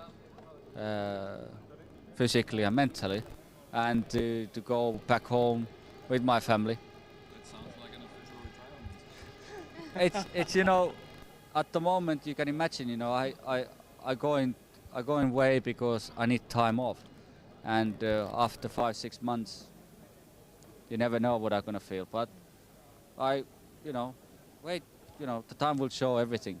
But I'm happy to go away. Why did you feel the need to let David through on that lap? Okay. Why did you feel the need to let David through? David, a second position at the end of the season, so how satisfied are you? First, to finish the season, and second, with a result like that? Yeah, I think that to finish second is my best result in Formula One. It's obviously we had some highs and lows during this season. We had some great moments, qualifying in pole in Monaco, winning Brazil, Austria. Some lows, obviously, the start of the race in Monaco and Barcelona. But again, I feel that I'm gaining experience and still improving, and that's important. And my hunger to want to work harder and do a better job is absolutely undiminished. And I know with Kimi coming, it's a fresh start for the team, and maybe that's good for us. Mika and you switched positions at the end of the race. We didn't really get it. What was the problem? I don't think it was a problem. My understanding is that Mika wanted to just give me the position as a thank you for a couple of times that I've given him victories, so I thank him for that. Looking forward, you mentioned Kimi Räikkönen, the young gun coming for next year. So what can we expect from this couple, the experienced David Coulthard and the young Kimi Räikkönen? Well, hopefully coupled with a classic McLaren, we'll have a few wins along the way. Thank you very much. Well, Con, fantastic end of the season, but are you really happy with second position? I think it's all we can aim for today, especially Michael having new tires. He had much of an advantage on us, but still was pretty good, I think. It shows that Michelin needs to do still a lot of work, but for their first season it's very impressive. Looking back to this season, how would you rate it? Pretty good. I wouldn't complain, to be honest. Looking forward to the next season. If we're talking about World Championship, what do you think? We have to see what the car looks like, a new package. Ferrari came out with a new car here, and it was a lot quicker than the old one. So we'll see. Thank you. Shame. I think it could have been a third today. But there you are. I mean, it was my own fault by cutting the chicane. Not on purpose, obviously, but I mean, sometimes you brake a bit late and then you lock the inside wheel and there's no room left. I'm a bit surprised because it didn't give me anything, but then I heard it said a quicker sector, and I think that's enough to get the fine. So well, that's fine. It's in the rules.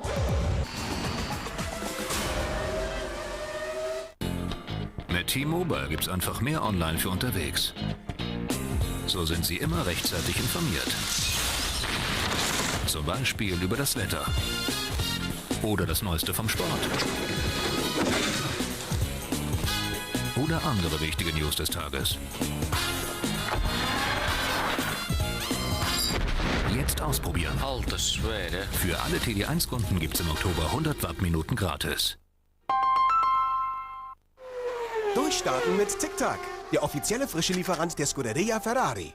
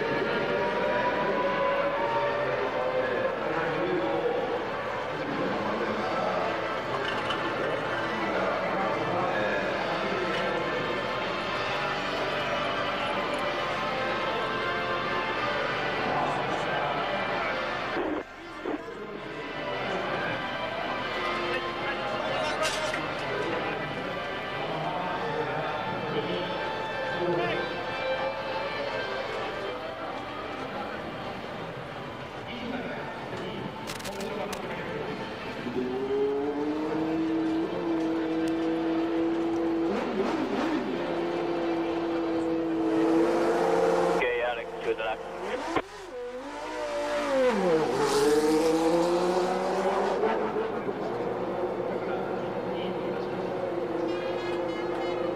Good race, Alex.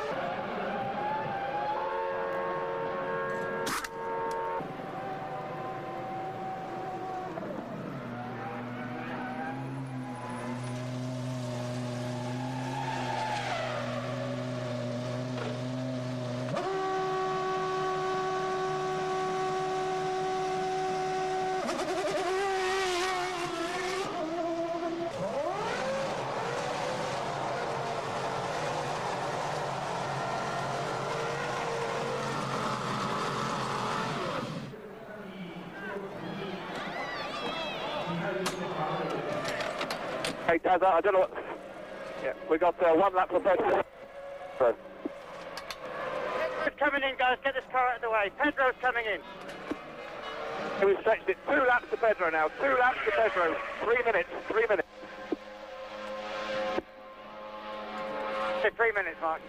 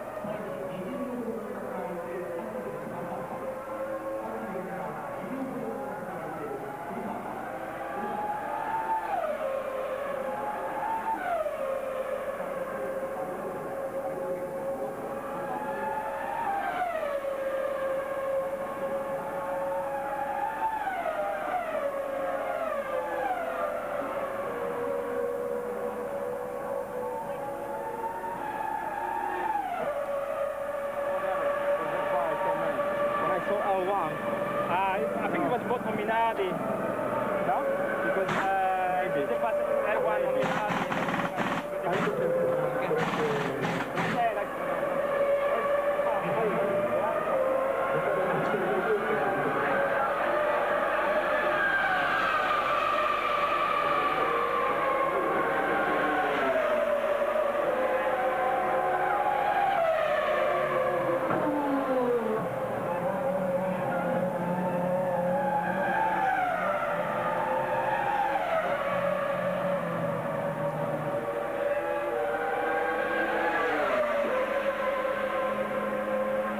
About to go back, we had to bring you in.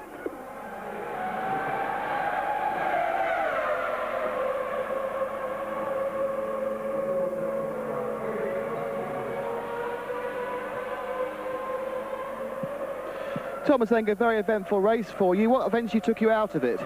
Well, yeah, I had a little problem with probably with wheel bearing on the left front wheel. And that's why I had problems with the brake and the wheel was loose a little bit. So I came in, we tried to fix it, but it doesn't work, so I came in second time and that's it for now. Prior to that, you appeared to come in when the team wasn't ready for you for your second stop. Why was that? It was a mistake of mine because I thought I saw the board, but probably I made a mistake and I saw the Minardi's board and there was L1. So I thought, you know, that means come in. So it was my mistake. Very bad luck. Thanks for talking to us.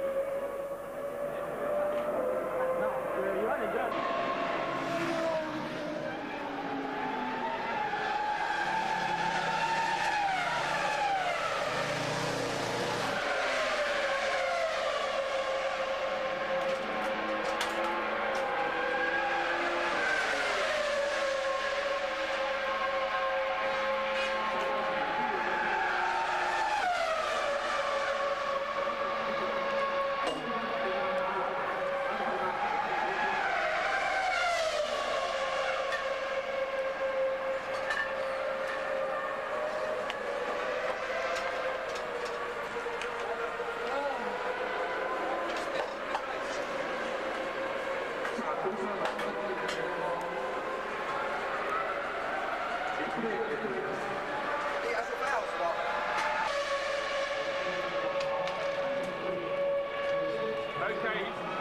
he's coming. Start the count. 5 seconds.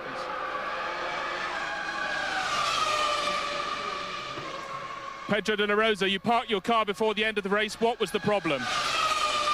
Well, we lost. We had a problem with the oil pressure, and I just had to come into the pits and retire. It seemed a bad race for Jaguar because there seemed to be a refueling problem with Eddie Irvine. Yeah, we had some problem in the electricity of the machines, for our fueling machines, and that was it. It cost us the race. Plus the oil pressure problem of my car, so it's not a good race for us, absolutely. Tough luck. Thanks for talking to us.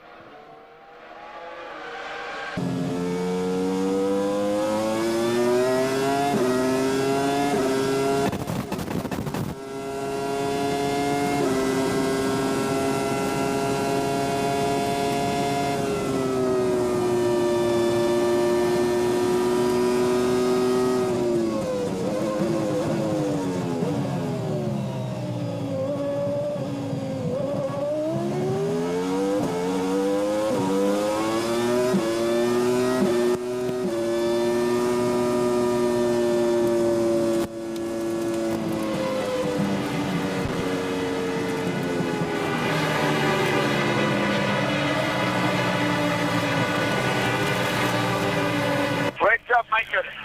Fantastic, thank you. Well done. No, thank you, boys. Thank you, boys, for giving me a car to finish the season as a champion, and for you to give me the result that you deserve. Thank you, boys. Tell me, please, what is the other positions, so I get a little bit of a view. Great job we have done this weekend altogether. Okay, Montoya second, Coulthard third, Hakkinen fourth, Rubens fifth, Ralph sixth. Rubens had a few problems in the race, so it didn't quite work out for him. But not too bad. What kind of problems do you have? The engine stalled in the pit stop. We lost the engine in the pit stop, and then he had a job getting going. Couldn't pull out the pits properly. Was it because the RPM was a little bit slow, the engine broke down, or other problem? We need to investigate. 2001 season over with yet another win for Ferrari. Yeah, I mean, we were a little bit anxious at times because we didn't know what strategy Montoya was on, but as soon as we saw him come in the pits on the first stop, then it became a bit clearer, and then it was a matter of keeping Michael at the right gap. Their tyres got strong again at the end of their stints, which was our main concern. Rubens, we went for something pretty adventurous with 3 stops because we knew we had to try and win the race with him today if he was going to win the championship. It wouldn't have mattered in the end as the way it worked out, but we lost the engine in the pit stop, and then it all went a bit pear-shaped from there. Thank you very much, Ross. Ross, I'm running out of superlatives, so what do you think about Michael's shot?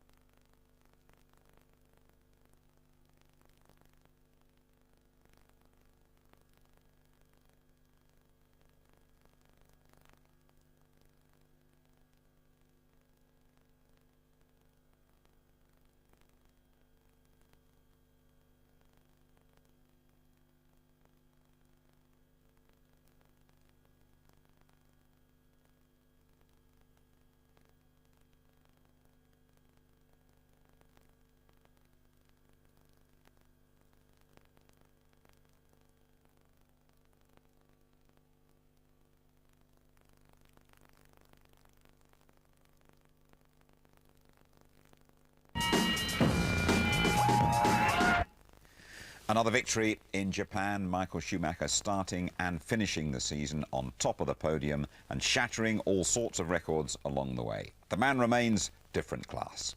It's a great season which has finished. Yeah, even I'm struggling to find the right words now. The point is that with that result to go into the winter break, that's obviously very nice. You can relax, you can look forward to next year, and the team obviously can be relaxed, especially after what happened a little bit the last two races. In sport generally, people put very quickly question marks about your competitiveness, and that's the way to answer them. I think it's good. You know, it's a bit disappointing that that Michael had new tires and it was too quick for us, especially in the first few laps. But you know, that's the races, and I think it shows that Michelin is going to have to work really hard. At which point did you realise that you were going to have to settle for second? But I started trying to catch Michael before my last stop, and I was starting to catch him. But when I came out of the pits, and again they had the grain tires, what they cleaned up, there had no chance.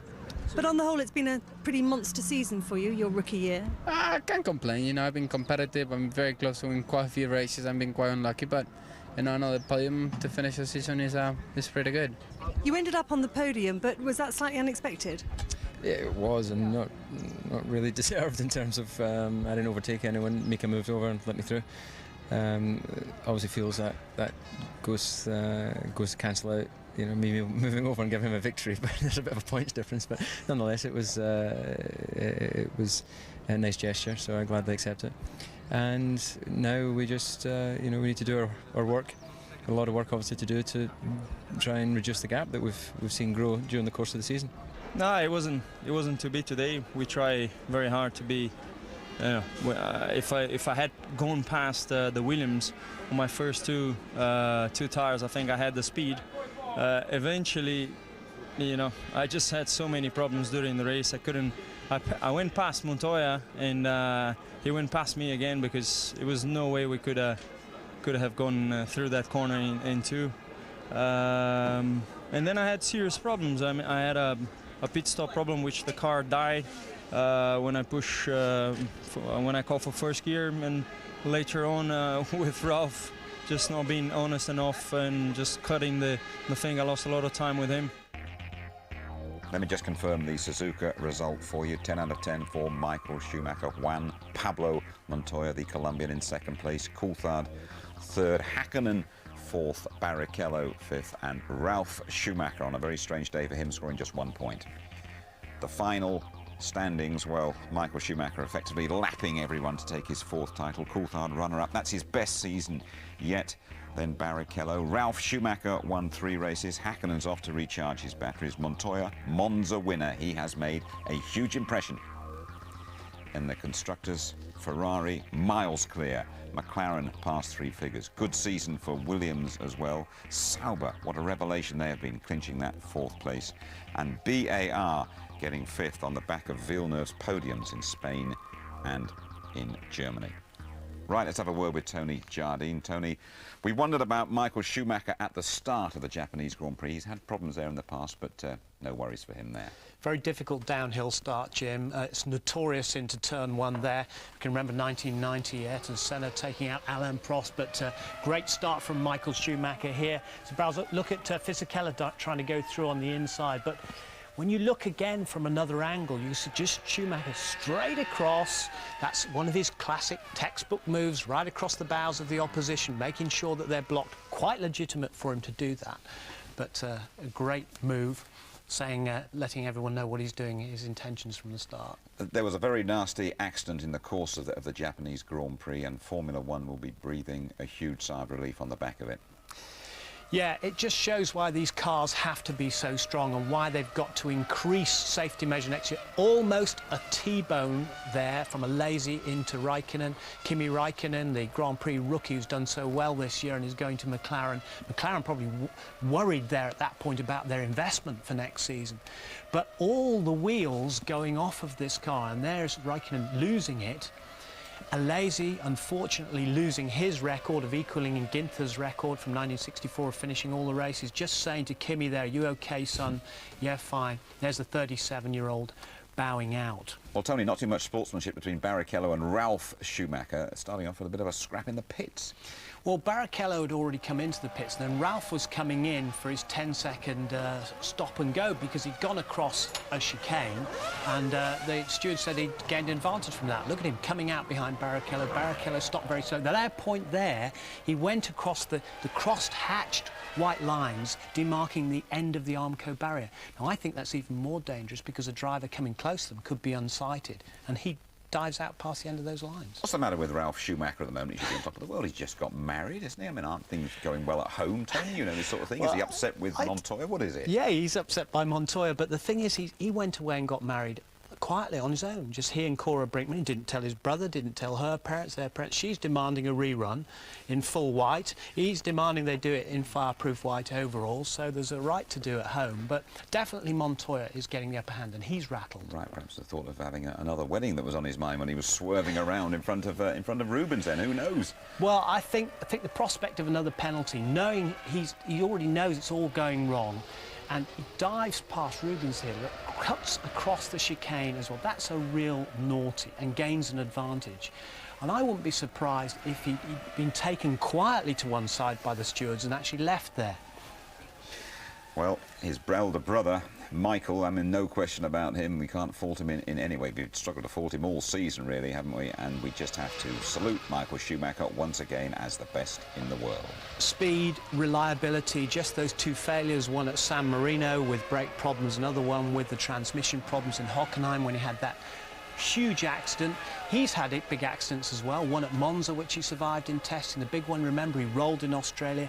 53 wins, Jim, in his starts. It's about something like a 35% strike rate. And I think in 199 Grand Prix, Prost had a strike rate of something like about 25%. And over 800 points as well. And I guess the worrying thing is for 2002, there's a better Ferrari along the way, and there's no reason why Michael Schumacher shouldn't get better.